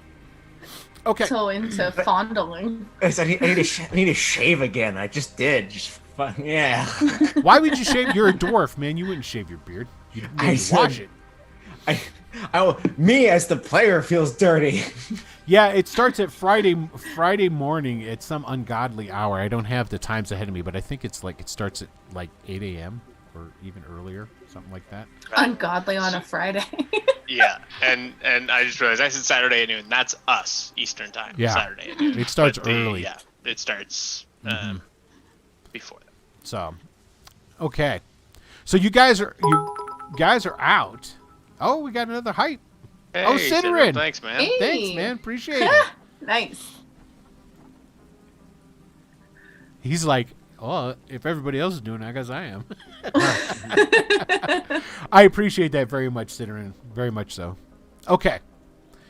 Friday at 8 a.m. And that's, yeah, there you go, Tim. That's right. It's Friday, 8 a.m. Saturday. Oh, that's right. Saturday, 4 o'clock in the freaking morning. Better Now you that's than me, ungodly. Tim. Yeah, better you than me, Tim. That's all I gotta say, man. So, I got a lot of respect for you, brother. Love to do one of those all-night streams. That's right. So, I didn't have the list of the participants up with me at the moment. So, okay. All right, so you guys leave Lady Russo's house. You're standing on the porch. The rain is raining. The carriage is there. You got old Constable Wesley's out there. He's in slickers, by the way. But he pulls down his helmet a little bit and he turns and he looks at you. I didn't really keep them warm. I mean, there was nothing really I could do to keep the horses warm. I didn't have any apples. I did have some grain, though. I'll give them a little bit of grain, I guess. So what are you guys doing? Firing him, no. Well, I guess heading back and then Well, how long did this discussing take? on the Like, way not even what the an fuck hour? we just heard. That didn't even take an hour. You guys, Yeah. her place is like 10 minutes away from East Station, where you guys work out of. I mean, you just I like think we came need down to the head out. block. We need to head out to camps. Right. Is there like a tavern or something that we would be aware of in this area that we could go to? I mean, I don't know about you guys, but I'm hungry, so we gotta Oh at my least God! eat. Anything to do except your jobs, right? It's like Well, we Yeah, did there also is, talk there about is. bringing a cultural attaché of some sort when we go to the camp. I'm a cultural attaché. I've been, Oh, been studying in school. are you Renee? No. Well, then you're not the right one. My family's originally from the Shootlands. I'm very thrilled to be hearing your life story right now, but could you fuck off for a minute? You want me to drive the carriage away? Yes, please, drive the carriage. With us in it. When we're going to get Yes, dinner. with us in it. Okay. Thank you, Luigi. Thank you, Luigi. That's a very good point. okay, you guys get in. He starts driving. No, I say we didn't tell where we're going, did we? No, he's just driving. No, he's, we're He's just driving. He's just driving the I carriage just around lean the out block. and say, head to the station. We'll go. I but was just- wondering where you might want to go. Yeah, just the station. Thanks. And I Right. lean back in. We're gonna get What apples. the fuck just happened? Shut up. Right. What the fuck just happened? And I need apples to keep the horses warm. I fucking Jesus Christ.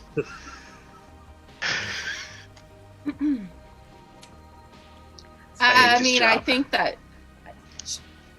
she definitely tapped into something that's worth going back to in 2 days, but got a lot of time in the meantime. Spiders. If we are going back into the station, why don't we go talk to Captain Magda? Both the spiders. Captain Magda is a Renee. Yes, she is. Oh, I see what you're saying. Yes, that is a good point. Yeah. Okay, so is that Sure. what you guys want to do? Any anachronisms like Jesus Christ? Just assume I'm actually saying something very, very lore specific for Greyhawk. By the way, I see Ciderin is Okay, pointing out so- that there's so- no Jesus Christ in Greyhawk. Okay, so this is what. Lathander's I- radiant testicle. There you go. I'll give you another one. That Is lady.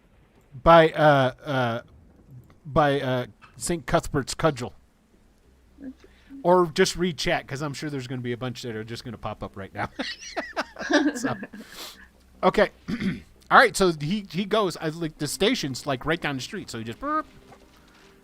He pulls in. You guys get out. Now Okay. keep in mind. Okay, let me paint this picture for you here.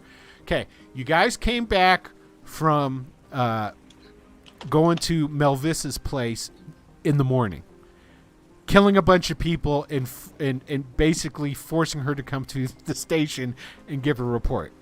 She gave a report to Lieutenant Stern when she came in because Captain Magda was out. After she left, Lieutenant Stern told you specifically, I want you to go to the Renee camps and do your job and ask The some venom. questions. Right? And then you guys left. You sequestered Constable Wesley to be your driver. And then you went Okay. first. He's like, hey, let's go to Lady Russo's. Because she's a fortune teller and she's Renee. Well, maybe we can talk to her. Okay, then you had that shit happen. Now you're going back to the station where it's very possible Lieutenant Stern very well could still be there. Lieutenant Stern's office is right next to Captain Magda's office. So I'm just throwing that out there. I feel like you have some kind of point, but it's completely going over our heads. Excellent. This is what I'm hoping. But I wouldn't feel good if I didn't say that before you stepped into whatever you're going to step into. I do hear what you're saying. I don't know that we are good enough at our job to avoid doing exactly what you just said we shouldn't do. Excellent. Okay, I'm going to roll a die. What do you guys want? You want high or low? I'll take low. Let's do low. You want low? Yeah. Okay, low it is. Uh-oh. That's Okay. a habit. So you guys park the carriage. You're in the livery. You know, you get out. You go in. All right. What are you doing? You going in. You going to your desks. You going up to the captain's. Because remember, the captain's office is on the second floor. You go up those curly Q stairs. Go up to the captain's office. What are you doing? Should I wait here with the carriage then? Yes. You Can I- wait right here. Can I leave and get them some apples? Hitch them first. Oh, of course. Okay. Now that I have Common my sense ain't so common. Okay, where are you guys going? Tell me exactly what you're doing. Shit. There's a. Go ahead. No, you go ahead. All right. Because I don't have anything to say. All right. So there's a. Is there like a Timothy Swiftlet, thank you for liking the stream. We appreciate it. Thank you. Swiftlet. Is I like there that name. a- That's a cool name, Swiftlet. I'm gonna write that down. Good name. Yeah, that's like a good like halfling like rogue name. Guy comes in here for 2 minutes, likes the stream, and you're stealing his identity. Yep. Just like that. Sounds all right. Swiftlet. But does the precinct have like a Rolodex of like I guess like third party contacts, liaisons, like outsource, just outsourcing. Because I know we've Outsourcing? What kind of outsourcing? Like they've got somebody on file to go clean up crime scenes, if that's what you mean. Well, it's because like we had gone and we had options to go and speak to like some of the other alchemists. Right. Right. And in this, if there's like a Rolodex of just like those who are like known specialists, or those like within the city who are like like they're generally like Not reliable really. talent. Not really. There, you could go and talk to the alchemist. Is it Marvin? I think it's Marvin. Marvin's alchemy. Yeah, I'll just going in and so that if we are unable to, at least putting in a note that within 2 days, touch base with Lady Rousseau, say Baji sent you, and it's more or less like leaving a little like note. Well, you've got Gadry and Fig. There's alchemists that work for the department. Oh, yeah. Each station has their own alchemy department. Right. No, this is more just saying like we now have at least like tentatively Lady Russo as like as an not less of a suspect, more of an asset in the investigation. Okay, so you want to go to the Marvin, the alchemy guy who owns the alchemy store in Leukish City? Is that who you're talking about? Go to? No, I'm just more like if there's Melvin, not Marvin. Melvin. just to put a notation and like pin it somewhere like on Baji's desk. That's part of your report. Mhm. Every day you're supposed to file a report of what's Yeah, going okay. on, and then tell. Yeah. The other thing is you tell your superiors of what you found out during the day. Yep. So then, yeah, definitely every maybe not every detail. I'll leave out the beard molestation part. Okay, so you guys are going to go over to your desks and you're going to start filing a report. Baji will, because strike the iron while it's hot. Get all those details down as as soon as he's got them. Okay, so Baji goes over and he sits down he walks through the doors from out of the livery through the back door into the station, goes through and goes to the pit, which is where the big room where all the inspectors' desks are at, sits down at his desk and he starts filing a report. What are you three going to do when he's doing it? If we're back at the station, yeah, you're back at the station. After not doing anything, really, I am not just gonna be waiting for Lieutenant Stern to come down on us. I mean, you're standing in the livery, like at the door, looking into the station, going, "I don't want to go in there." Right, like, why are we here? But if we are here, I'm going straight to Lieutenant Stern to tell him. Okay, so you're going upstairs. Baji's going to file a report. What's a Senior Inspector Renault going to be doing?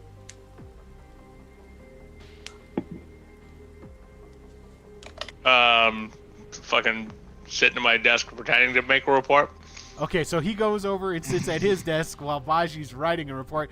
What does Inspector Giovanni, a.k.a. Luigi, Luigi's going to go talking to Captain Magda and say, we're supposed to go out to the Renee camps and interview some people. Maybe you got some contacts out there that we can talk to. Excellent. Or a place like we can go. Is Magda in?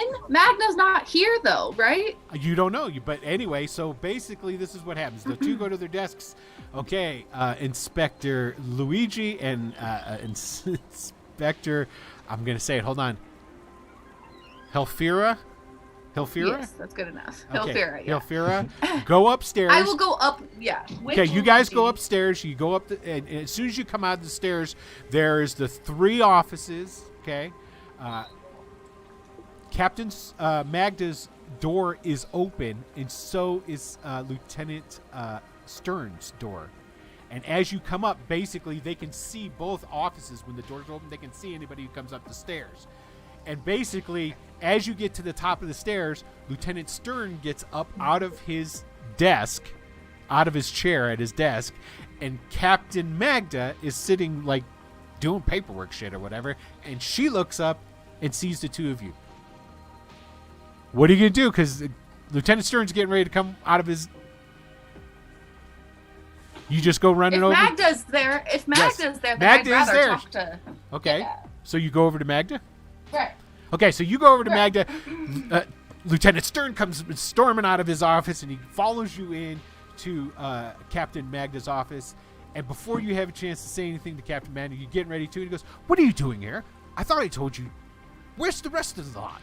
I told you to go out to the Renee camps and question them. Did you find something out? You haven't been even gone that long.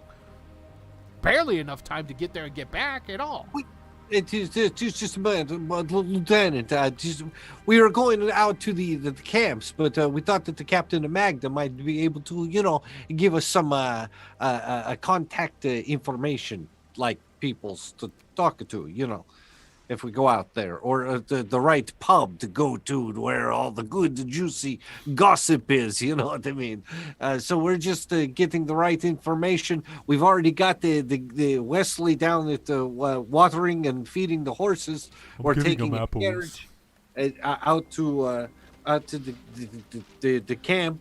And it's all going very well. You don't need to worry about it. I'm not going to role play out me talking with myself. So this is what I'm just going to tell you what happens here. So essentially, Captain Magda asks the lieutenant what the hell's going on, because she seems clueless about, and they're just like, go talk to the Renee. What? And then he hadn't given her the report. Remember that folder he was holding up and he was shaking around? And she's like, well, give me the report. He has no report to give her. He says, I must have lost it. I'll go and find it. And he goes back into his office and what have you. You tell the captain what happened about, going in to Melvissa's house in the morning, about there being a bunch of Renee thugs at her house. She was trapped in a room, how you killed a bunch of them, but yada. Okay, You guys explain all of that, and then she's like, I don't know anyone that you should talk to. These are not my people. I've lived in Leukish for a long time now. I mean, I am Renee, but my family hasn't lived on the barges in a long time. Yeah. That's... I do agree with the lieutenant, though. I think you should go ask some questions, see if you can find anything out. It probably won't be anything, but keep your eyes open. Okie dokie then. It's just what we wanted to be, just to check out and the stuff. We got the horses waiting for us. So... Skip out some cultural greetings. Yes. Oh, yeah. Mention that we spent most of our time today going to visit a fucking soothsayer. Are you guys going to tell her that? No, I wasn't going to. Okay, so you don't tell her that. Now, don't say anything. Hilsfira, do you say anything about going and talking to Lady Ruza? No, I will Okay, not say all right, anything. excellent. That's all I need There to you hear. go. Okay, so that's it. So then, good luck. This is not my office. I'm gonna get going. Okay, so you guys leave. You go back downstairs, and just as you get downstairs, you see old Baji putting his signature on his report. Puts it in the in basket, I guess. Stamps it. And I'm now drinking out of a what appears to be a canteen, but all of you would know is still just wine. And you guys are inside, and I still have it raining. Let me turn off that rain. There we go. It's a deluge, so we can hear I it through the know. rafters. That's true. There are some leaks in the place. Okay, so you guys going back out, getting the carriage, and going. Yep. Yeah, so I think it's time to go to the camps. Okay. Yeah. All right. I mean, So- and on the way there, I'd let Reynold and Baji know that the report from earlier was missing, just to let them know so that we're on an even. Missing. That is one way of putting it. Right. Sounded like some total bullshit, is what it sounded like. Almost as if he was doing somebody a favor. Mhm. Mm-hmm. Sounds good. We'll just keep making reports, I guess. Right. No, why? If they go like 'Kay. thin air. So this is what happens. You guys go, you get in the carriage. Constable Wesley drives. The first Renee camp, remember I told you there's 3 of them. Okay? First Renee camp, half hour just outside the city. Okay? It's a little, like, alcove area. You drive the carriage out there, and let's go ahead and I'm going to bring up that map so everybody out here in TV land can see it. What to mean like a battle map. Yes, exactly. Why does everybody Okay. want to fight? So what I need you guys to do is I'm going to ping. The carriage is right over here. Let me go ahead and I'm going to find a carriage. I'm gonna put it here. And now those look like boats, but they're barges. So you I figured. Yeah. Oh, where's a? I need a nice. What do I care what the carriage looks like? Okay, so we're gonna use this one, What does the captain care what the carriage looks like? Right. More like, right? Okay, so I'm just gonna put the carriage over here. Boop. And it's small as hell, so I'm gonna make it bigger. So go ahead and drop your tokens out there. Okay. I don't trust you. Man, we're gonna end up burning down an entire tent city, aren't we? I hope so.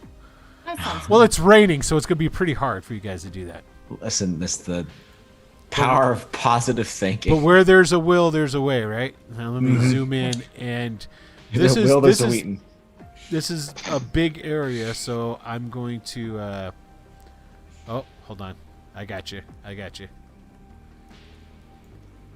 Okay, now you guys are too big right now, so I have to shrink you down.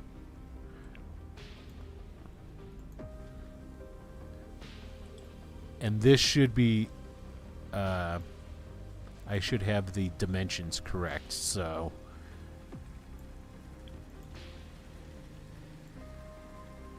I'll double check, though, just to make sure. Because this is a big... now let's make them... Okay. Alright, so each one of those squares are 15 feet. Okay, I was about to ask. Okay. I made you a little bit smaller, but that's alright. So, there's a group of Renee standing around a fire. Okay. And let me I'm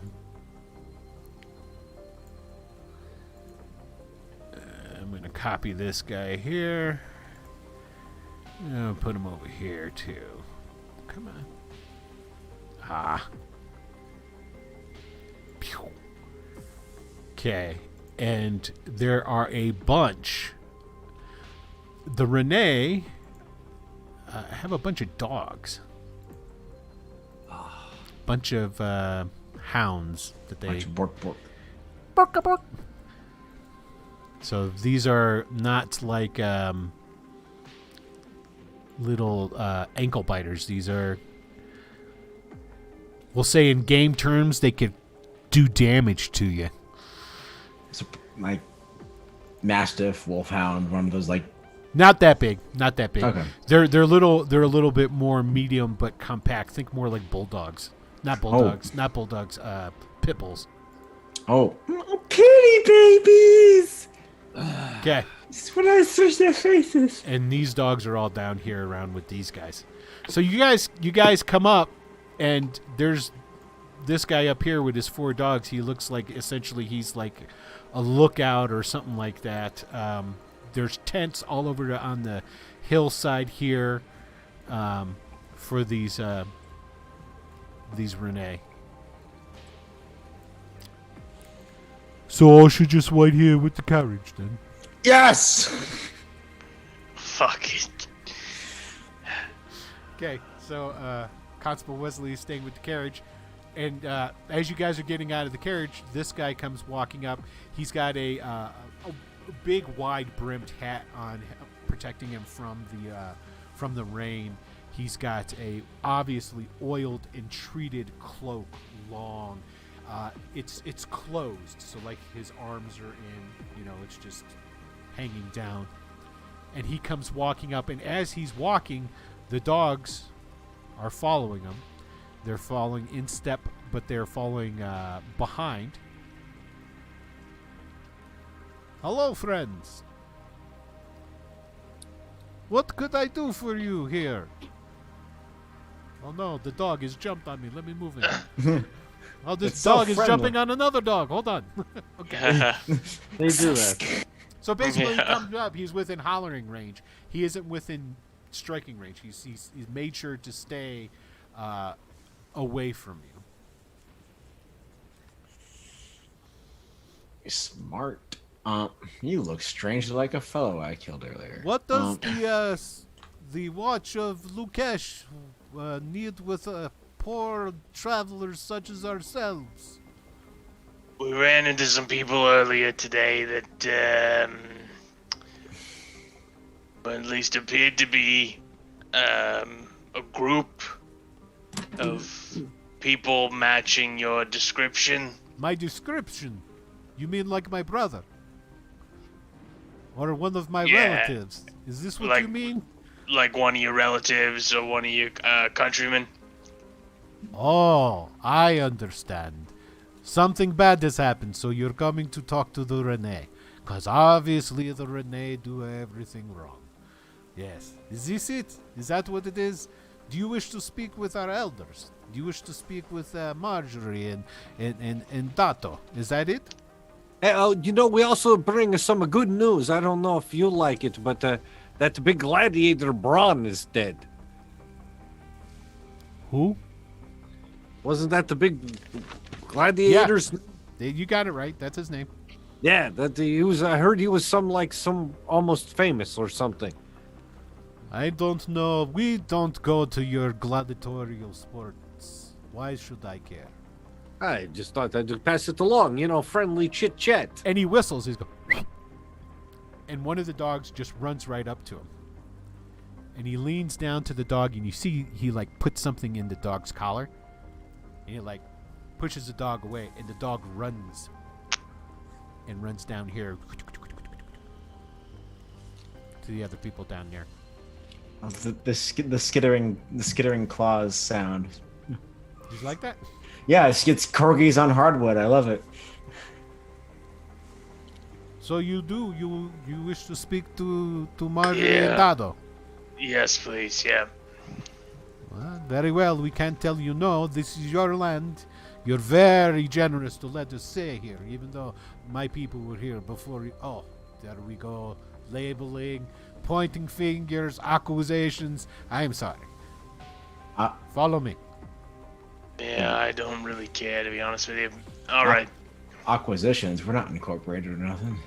He comes down. He comes down here and he talks to the dogs. Come, and as he comes down, all these Renee guys. First of all, the dogs all get together, like in a pack, and they sit down. And one of the Renee is with the dogs. It's almost as if like a handler or a trainer or something like that. So, but they're all this one great big pack of dogs. Target-rich environment. Yeah, let me just... Now, Lee Kim, this is where you need a fireball. Can I just surreptitiously sort of start to load up on my crossbow?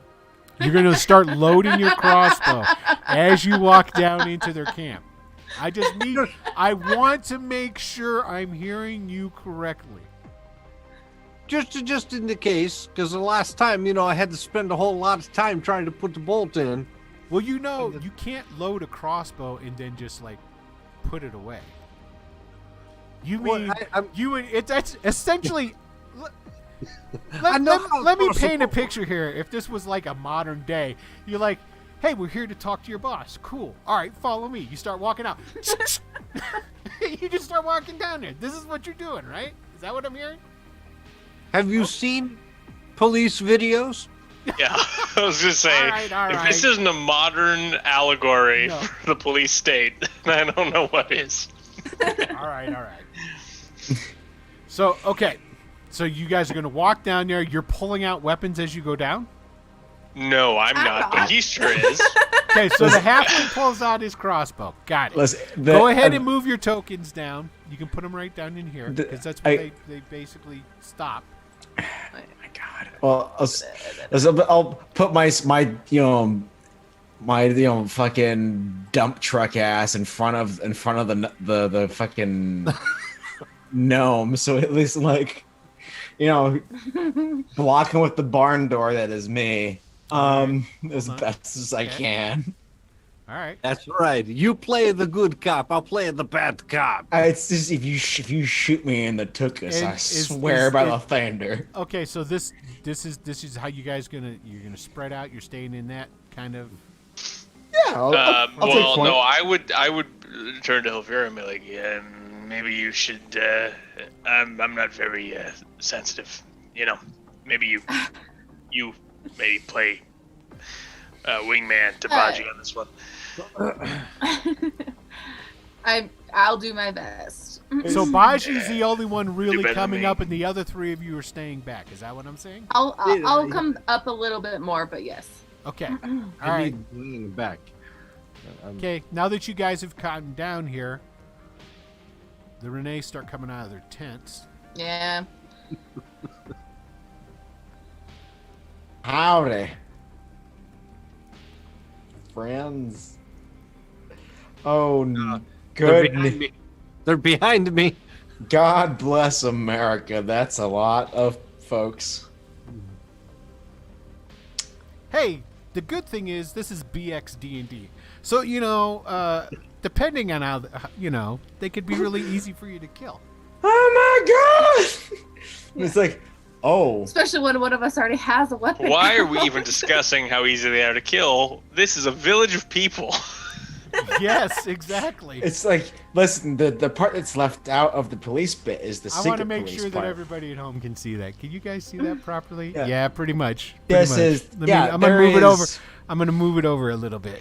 When he said that there was, in fact, like 200 people for these villages, I didn't expect him to have 200 freaking Lefender Pellar damned tokens. Yeah, man. Of course I do. And I'm crazy. Visual, for you work. know how it is. Visuals speak so much louder than words, don't they? Yes, in this instance, it definitely does. So the guy who brought you down there goes, all right, very good. Yeah, fantastic. Very good. You don't expect Marjorie to come out into the rain, do you? Why Why don't you come inside this tent here with me? And He points at this tent. He goes, and he stands next to the tent, and he holds the flap. After you. Well, your hospitality is much obliged. Yeah. Excellent. Baggio will go in. Yeah. Following. Luigi, maybe me and you keep an eye on things out here. Let's engage. I don't think that's a good idea, friend. I think all of you need to go speak with Marjorie now. Especially seeing how the little one decides that he can't trust us. And he pulls out his weapon. Don't you look at me that way.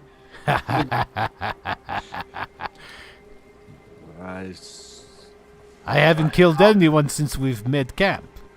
I'll go inside. When did you make camp? Just now. Okay, all right. So everybody goes in. God. Yeah. Okay. Yeah. As not particularly friendly out here. So. As the tent flap is closing, all you hear is, "So I'm just gonna stay with the horses then."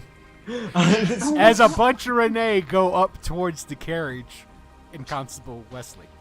So, Hey, he can ride off. yeah, you guys go into the tent. Now this is a heavy, sturdy, like it's not canvas, it's leather and hide and and worked and treated.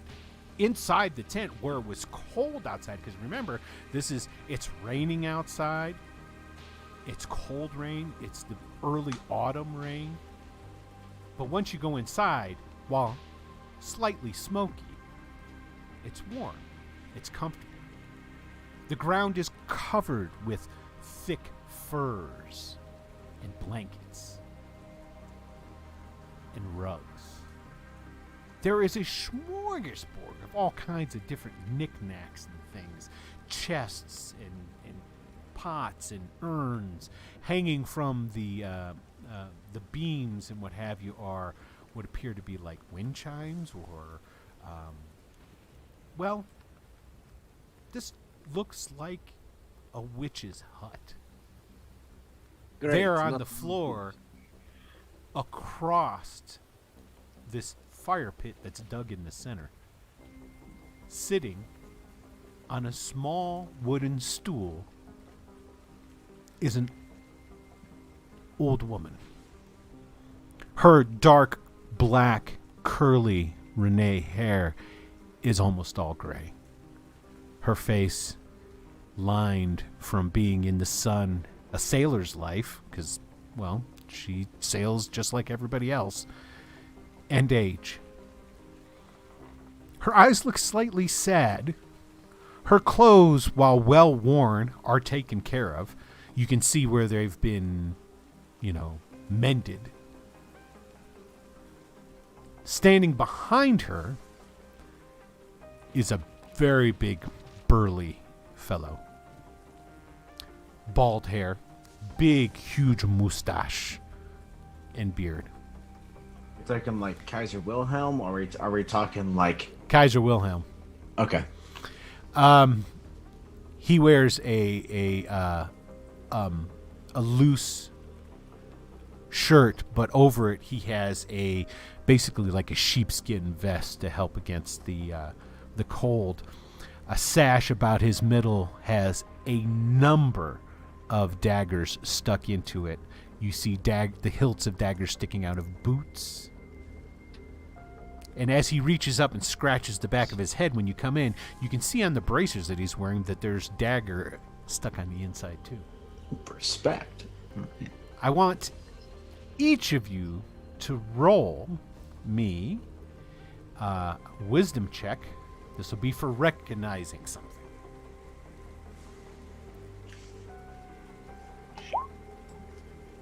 I finally made one. Okay. Hey, Bamba da Boopy. Wow, those are a lot of Whoa. successes. We got Did not. Helfira, you rolled a 3. No, that was oh, from before. Oh, Yep. okay. So Luigi got a 6. So Luigi and Baji succeeded. Baji, you did the best. You almost got another crit. Good job on that. I've got an eye for this thing, just the one. But Yep. I've got one. Her earrings look identical to Lady Russo's. Oh, as above, so below. Okay. So, this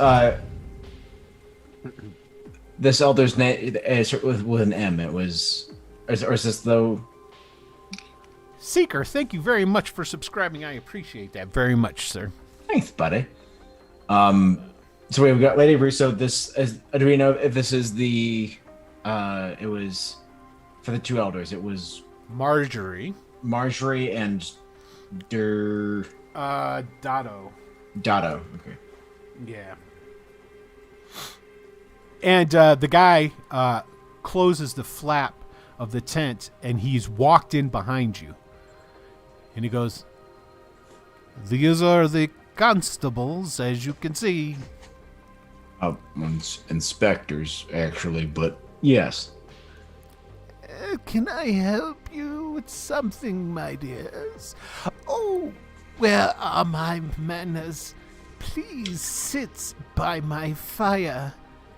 Dado, don't be allowed. And she slaps him in the arm. Get my new friend some tea. And he looks like he's not happy. But it's not you get the sense that he's not the reason he's not happy is not because she's asking him to do something that maybe could be considered a menial chore or something, but because of the fact he's getting tea for you.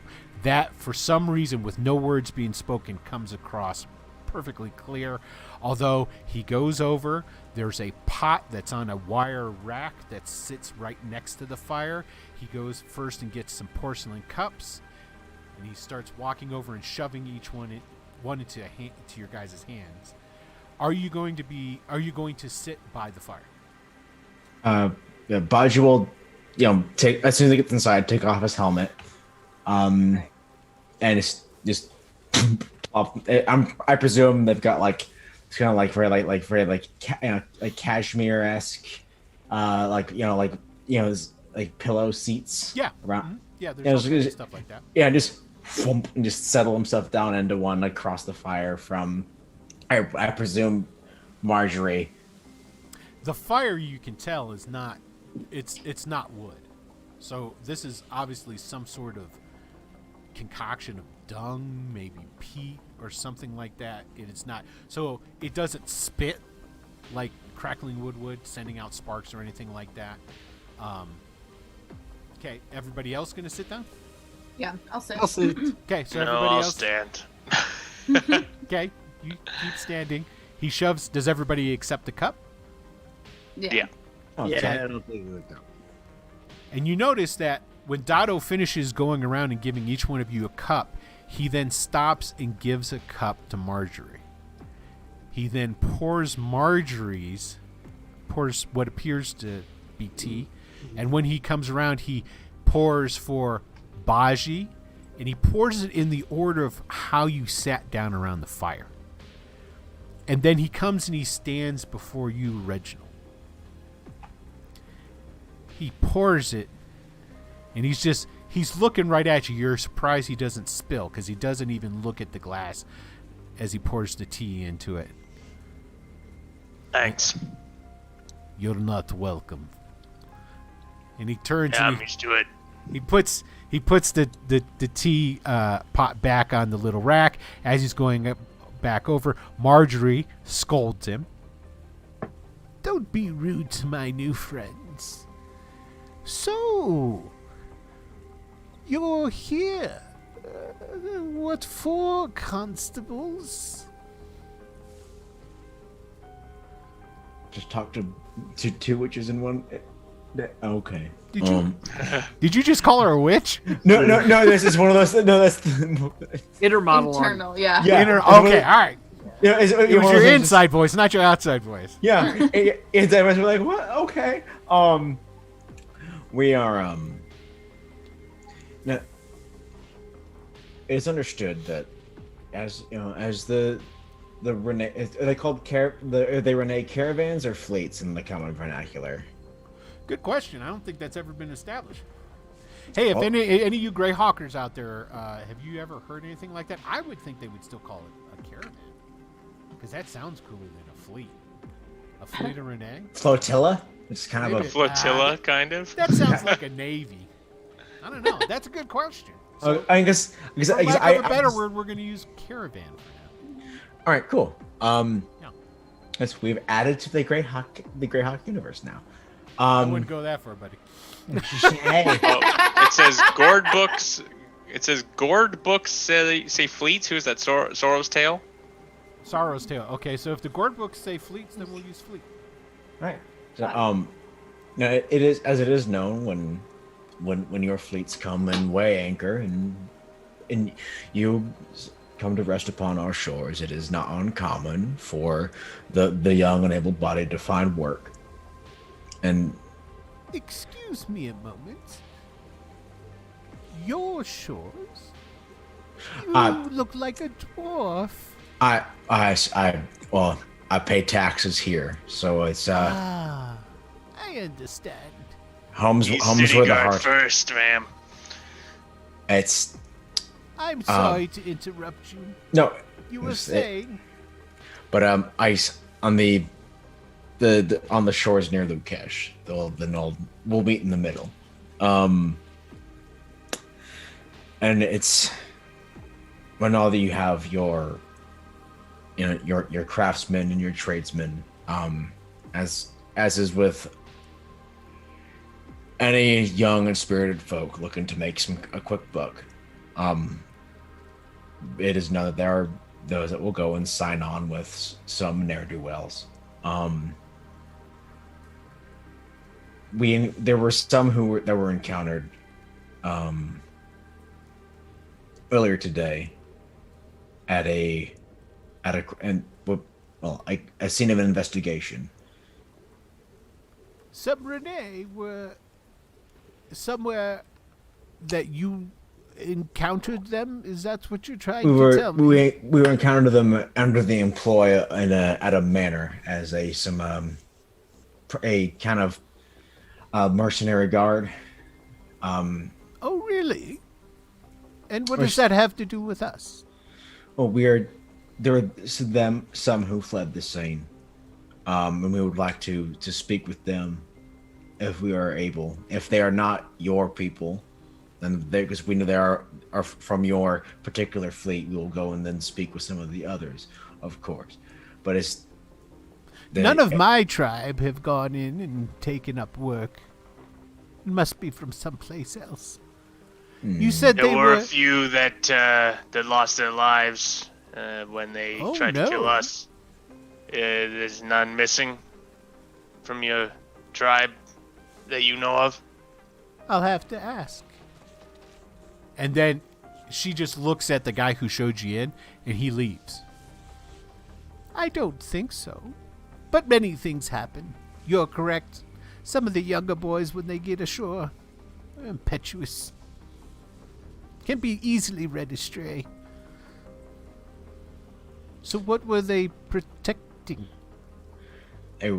Well, they were they weren't so much protecting as they were brought on as hired muscle, you know. And their particular employer was a rather uncouth and non-forthcoming individual. Did they commit a crime? Is that why you obviously? They jumped us, so that is a big enough a crime. They- Assaulting an officer of the law. Oh, They're- did they It's our assault you? experience. I'm Yes. sorry. In our experience, people don't tend to assault cops unless they, are doing something fucked up. Pardon my French. Oh, I think I know what this is all about. Yes. Then Please drink your tea. Has she drank hers yet? She's still holding it. I'm holding the tea in one hand and drinking wine out of my Out of your You know- flask in the other. out of my flask. Yep, I've got Dwarven Constitution. I'll roll those bones. I'll just look her in the eyes and just go. Okay.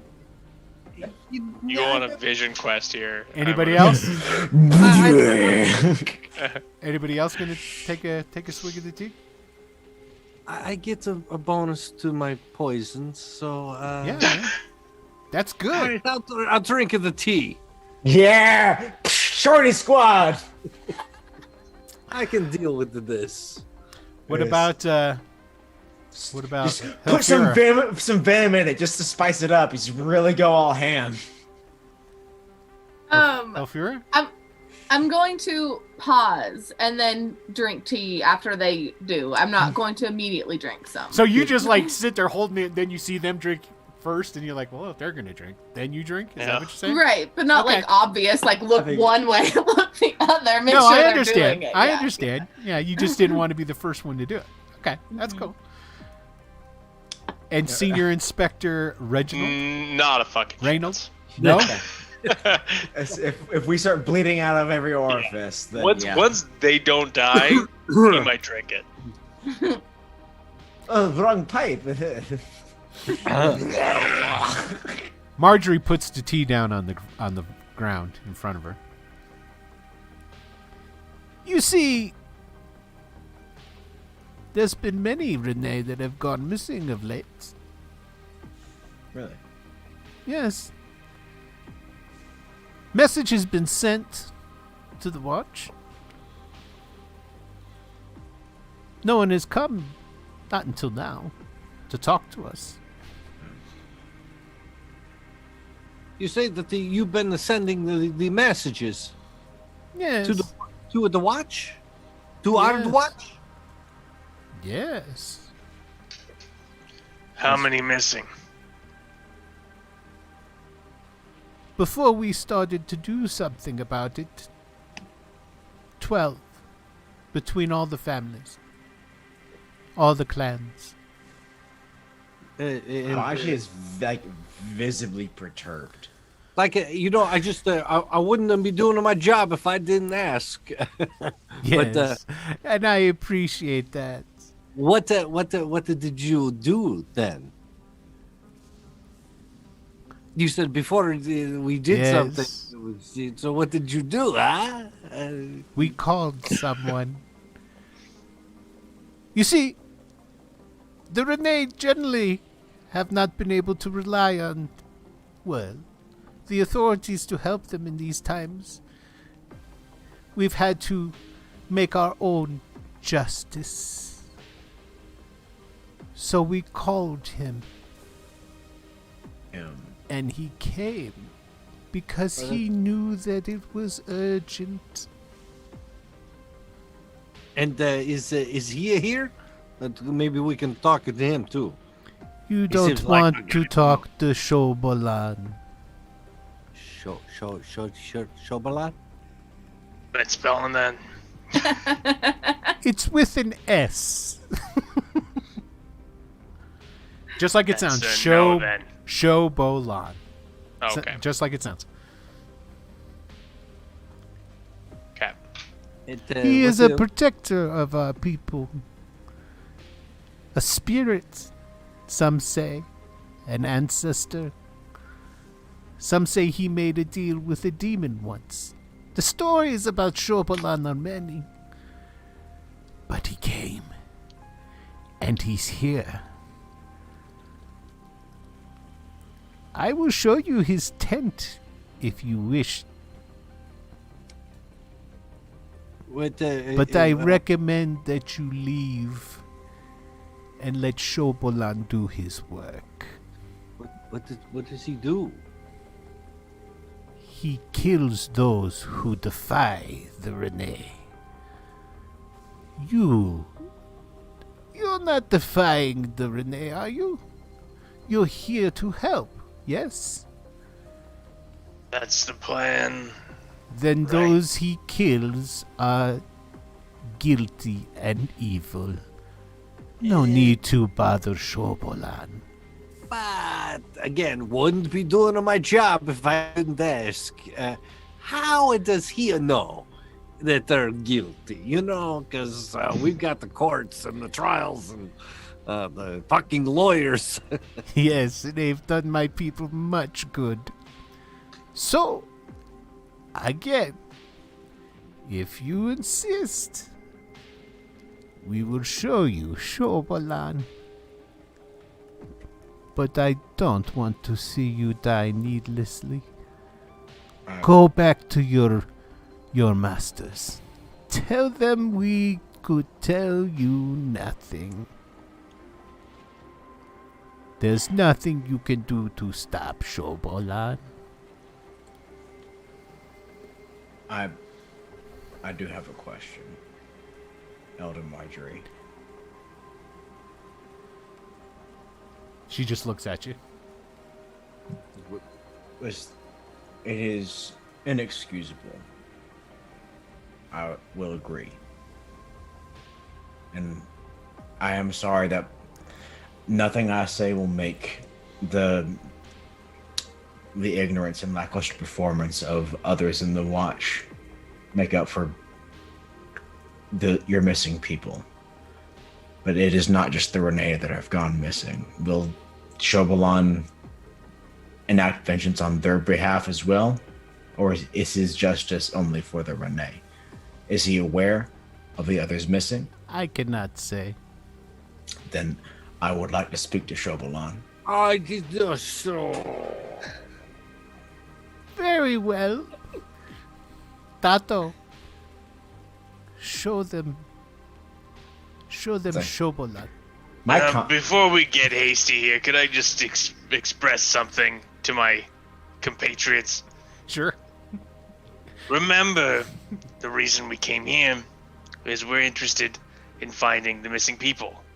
That Yes. took us to And if the house where we were assaulted. We came here to find out why we were assaulted. And now we're suddenly, if I may hazard a guess, investigating the Mala, who may be working to solve the same problem we have, finding the missing people. Right, we're not against Shobalan in any Yeah. way. and Except that he's Which is why we should fucking leave. But I will just want to point out to everybody that even if the Shobalan is doing all of this, he's still breaking like a lot of laws. All right. Yes, so am I. Yeah, right. and You can't. You say like, "Oh, he's the guilty one. I'm gonna take him." No fucking way. Green Lantern, are you here? Hey! You gotta be kidding me. There you go. You won again, buddy. He hasn't won for a while. I mean, no way. I didn't do anything. It's totally legit, bruh. Shit is fixed. Look at Ciderin. This shit is fixed. but that's I don't. Hold on. Let me finish this up. Yeah. Lantern, I don't keep the emails on file. I don't keep them, so you'll have to send it to me again. When you send it to me, then I'll go ahead and I'll get you your $20 gift certificate to Drive Through RPG. And then send something to Ciderin when you Honestly. go something on. Ciderin won.Ciderin's won like twice. And they just start racketeering, and it's like hey, send me a little $3.99 something rather. Considering says he only won one time, so. Okay, so now we see. Okay, well, now I've got the drive-through racket. yeah. See, you got it. So you're bound to win again soon. But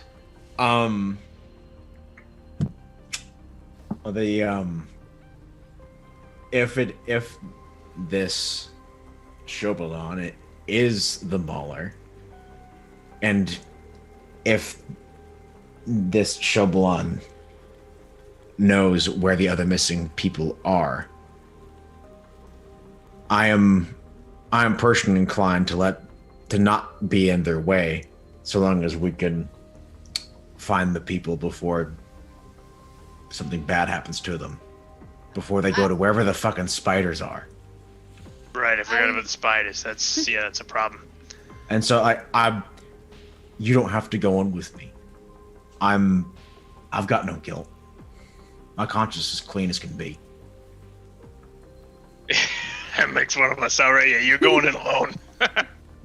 Stand at the door.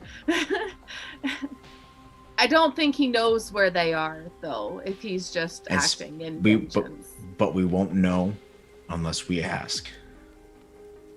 If he does know, or if he at least knows the people that took them, and we can get to them and leave Shobalon a nice tied up bow of a present, so that way we can know where the people are and let Shobalon do his thing and not get in the way. We can at least save some innocent people. Translation: let's help the serial killer do his job.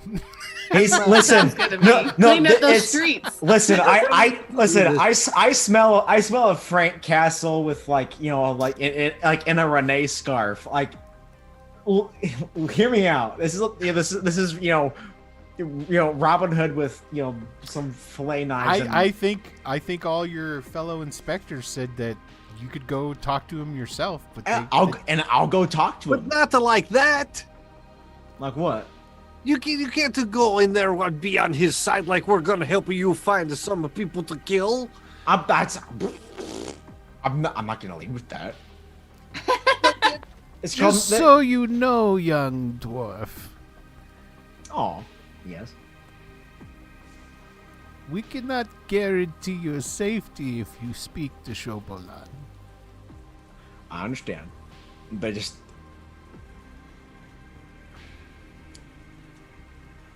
I will speak to him, and if I do not return, well, the precinct knows where I've been, and they'll know where I do not return from. Is that a threat? No. Just there will be more investigations, and there'll be more complications for you and your folk. It is not a threat; it is a simple fact. That would bring Shobalon on you. And she looks at the other inspectors. What are you looking at me for? If more trouble comes due to this one, because of Shobalon. If Shobalon kills him, he's probably going to kill us too. Barely safe standing outside the fucking tent, are we? Am I the only one here who's saying he shouldn't be killing nobody? Yeah. The only guy who's actually doing a cop's job. But listen, like normally I'd agree, but I've also killed a shitload of people today. Okay. So, in self-defense, I stand my ground. But I will go and speak to Shobalon. Very well. Taro, show him Shobalon. His eyes get burned out. No, Shobalon, Dado, the mustache. Dado goes. If Shobalon's the mustache, Stop. I'm surprised he didn't comment on Dado's like fucking fantastic like. If he had been nicer to me, I would have. Dado starts leading. He says, Follow me. Okay. And he starts leading you down out of the camp. Okay, as you guys come out of the tent, all these Renee that are there, they're all, and there's like, I'm not going to move them, but there's like 8 Renee up around your carriage. Okay. When Dado comes out and Baji starts following him, the Renee all fall in behind. All of them. And he brings you down basically over here. Okay? Now, it doesn't show it on this map, but there's old, ancient looking docks. Ruins of them. Okay? Stone pillars that come up out of the ground, that wooden planks. There's still wooden planks on it and what have you, but it's all fallen down and disrepaired and what have you. And Dado goes down right to the because like you can walk underneath it, and he stops and he goes, Dado is in there. I'm not Dado. Said Sobalon is in there. Did my fellow investigators follow me, or are they staying at the madam's tent? I mean, I'd follow. Shit! This is how I die. Okay, I'm gonna come. And it's like, you don't need to follow me in the tent. I'm just wondering I'm coming with you because we stick together. Oh, we're going in. No, I'm not. I'm going. Oh no, I'm not going in. I'm going. Yeah, sorry, squad. Pya, pya. Okay. This is definitely how Luigi dies. Okay. I proudly choose fucking being a coward over going into the room with the ghost man. Okay, so you guys go in underneath. Yep. Before going in, it's like, go to Wesley. Just if we're not back in, let's call it 30 minutes. Get out. No. What? No. If we're not back in 30 minutes, you come and rescue us. No. I don't think you understand what you're going into. Okay, so the two of you go underneath. Yep. He's walking away, being like, "Rescue us!" I'm like, no. Okay. No, I definitely see Luigi like, rescue us, and just like, what is this? Flute. Where did we go? I was like, cyberpunk. A flute starts playing, very, very lively. And you walk under there, and it's dark. It takes a while for your eyes to adjust. But eventually, you start seeing the shadows of the beams and what have you. And then, something rises up out of the shadows, lying on the ground. Okay. A shadowy figure. Ugh. Ew. Oh, gross. Hi. Ooh, give me chills. All right. And right then the camera pulls over the shoulders of Baji and Luigi standing there with this shadowy figure. The camera pulls back, pulls through the crowd of the Renee standing around outside, and it pulls back to where we have standing the senior inspector, Reynold, and Hilsfira. And that's when you start hearing the first blood-curdling screams of Baji and Luigi. God. Run. It's the colors of the music.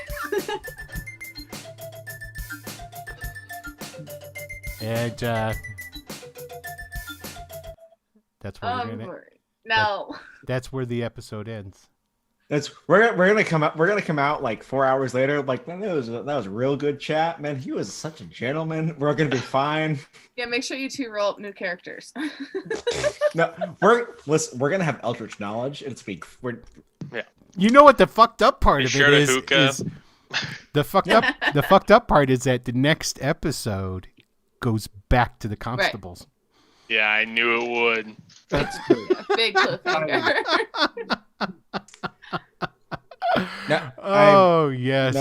Yes, there it is. There it is. I stand a plot twist. Yeah, that's good stuff. Good stuff. Hey, everybody, I want to say thank you for tuning in and watching this episode of Wicked Studios Presents Greyhawk Adventures, The Streets of Leukish. Whoa, what the hell just happened to those two guys, huh? All right. Well, just got to say, we will, this Friday, we will be having our Dragonlance Chronicles. Next episode, I don't even know what module we're in right now. I know we're starting. Oh, no, that's right. It's the end of Tarsus, and everything's going to hell and falling apart, and the dragons are attacking. Basically, the city's getting roasted, and the characters are trying to get out. So, yeah, it's pretty intense. Pretty good stuff. So that will be this Friday at 9 p.m. Eastern Time. And then Saturday at 12 Eastern Time, we will be taking our turn in the... So early. I know, especially for you, Tony. A whole 9 o'clock, man. How you can do it? If Tim's still on, he's got no sympathy. Those guys are getting up at 4 a.m. We used to do vampires at noon Eastern Time, didn't we? Yeah, but yeah, that was intentional. That was intentional. Well, Hey, you're this is doing for it, a good cause. That was what I was gonna say. Yeah. You're doing it for a good cause because it's the Greyhawk Mega Stream fundraiser for St. Jude's Children's Hospital. There you go. So it's for a good cause. It starts on Friday at 8 a.m. I'm sorry, I don't have the different streams that are involved. Right? Hold on. I'm gonna try and find it right quick because I know I got them. So somebody, I was just saying, if someone wanted to, go ahead and sign off, guys. My question before we sign off is, if someone wants to watch all of the different streams that are going on, is there one place they can go to find them? And basically, what it does is, if you're watching one stream, the next one stream will then raid into the next. So you can watch all of them. You can actually start donating today if you want. If you go down below, you'll see the Underdark Uprising little symbol. If you're here on Twitch, you can click on that. It'll take you right to where you can donate. So feel free to go ahead and do that. Then here, let me go into my. All right, you keep looking. I'll start signing off. Yeah, you guys sign off. Because I can't do two things at once. I'm a guy. So I've been Dylan. It's Aren't you still Dylan? No, I'm done. As soon as the show's over, it's you guys don't know my real name. You think I'm just someone who uses their real human name on the internet? I am. I'm I know it's a terrible idea, but it's too late now. Gotta stick with it, man. Now, just as a way of plugging the Discord, Will mentioned described someone as looking like Mrs. T at some point during this episode, and I posted in the Discord an old Saturday Night Live sketch from like the lost years of Saturday Night Live. One of my college professors she did a sketch with Mr. T, Mr. and Mrs. T's Bloody Mary mix. I remember that. So that's my teacher. She's great. Robin Duke. But yeah, go join the Discord. Also, you can find that just below the video here. Hop in the Discord if you aren't in there already, and join us for all of those lovely tidbits from the episode that I can't post in the chat on Twitch. Awesome. Okay, Tony, go ahead. Hey, I'm Uncle Tony, and I pity the fool that don't join our Discord. That's pretty good. I like that. Or hit me up on YouTube. I got the YouTube / Uncle Tony, and I do shit there too, videos and stuff. And actually, I got my wife to sit down with me and watch the season 2 of Fleabag, And did you? Cool. I know you were talking about it. On Valentine's Day. Oh, even better. Oh, there you go. Romantic me. So, like, if somebody were wanting a cookie to order online, do you know any place they could? I don't know. Go to your local bakeries because there are people in your neighborhood that need your support. Yeah, that's a good idea. We'll stick with that one. Don't worry about it. We're doing fine. Excellent. Alex. Hey guys, I'm Alex. I brought to you, hopefully not for the last time, Baji. Definitely didn't get eaten by rats. It's the psychotropic tea finally kicking in. That's why he's screaming. But yeah, I will also be joining everyone for the charity stream. It's going to be a lot of firsts for me, on that game. So mistakes will probably be made, but I'll be enjoying every single part nonetheless. That's all right. I'm there to help you out with the mistakes. Yeah, that's my job. I have in all of my D&D through all the editions, I have never played a Duergar before. Well, now you're going to. And so, like, yeah, this, and I think I've always gone paladin, not cleric. So this is going to be a first for a cleric for me as well. So this is a lot of firsts, but I'm looking forward to it. I will have just for to be safe a drink for Baji and in memoriam. If not, well, hey, that's you never know. You never know. But yeah, cool. All right, Grace. Yeah, Grace. I brought you Helfiera tonight, who most likely will be around next. Well, I guess not next week, but however many weeks from now. But yeah, I'll be there on Saturday as well. So yeah, it'll be a good time. Excellent. And I found it here. So, okay. So starting on Friday at 8 a.m., Wily Hobbit, and all of these you can find on Twitch. So Wily Hobbit will be starting at 8 a.m. and that will raid into Praetor's Rejects at 12 p.m. All times are Eastern time. Which will then raid into Troll Lord Games, which Steven Chenault is going to be DMing. He's the head of Troll Lord Games, and that's the publisher, Troll Lord Games. And then ending Friday at 8 p.m. Eastern time is going to be Blue Box. Did I say Troll Lord's time? They're at 4 p.m. And then on Saturday is when it gets really nuts, because the ever mysterious Tim and all the people he talked into doing it at 4 a.m. start time Eastern will be on the Lord Gasumba channel, and they will raid in at 8 a.m. into Carlos with Castle Entertainment, who will then raid into us at noon. And then we'll raid into Nightheart Gaming at 4 p.m. Eastern Time. And then it ends with Jay running on the Lord Garsumba channel at 8 p.m. Eastern Time. So that's the 2 days worth of it there. Sorry I didn't have that pulled up for earlier when I was talking about it. And they do raid into the next. So like if you sit there and you start watching, it'll just carry you through and you can just follow the raid through, or what have you. So, and I think that's about it, really. So, Loonturn, go ahead and make sure to get me your email again. Message me so that I can get you your gift certificate, and we will be back next Wednesday with the Constables. And see how all that's going to tie in to all this other. I get to be the cinnamon stuff. roll again. I know, right? Oh yeah, my dad's trying to get me to smuggle some shit in. I gotta figure out about that. Oh exactly. Man, it's good shit. All right, guys, have a great night. Thanks for watching. Bye-bye. Night, everybody. Luigi has 4 hit points.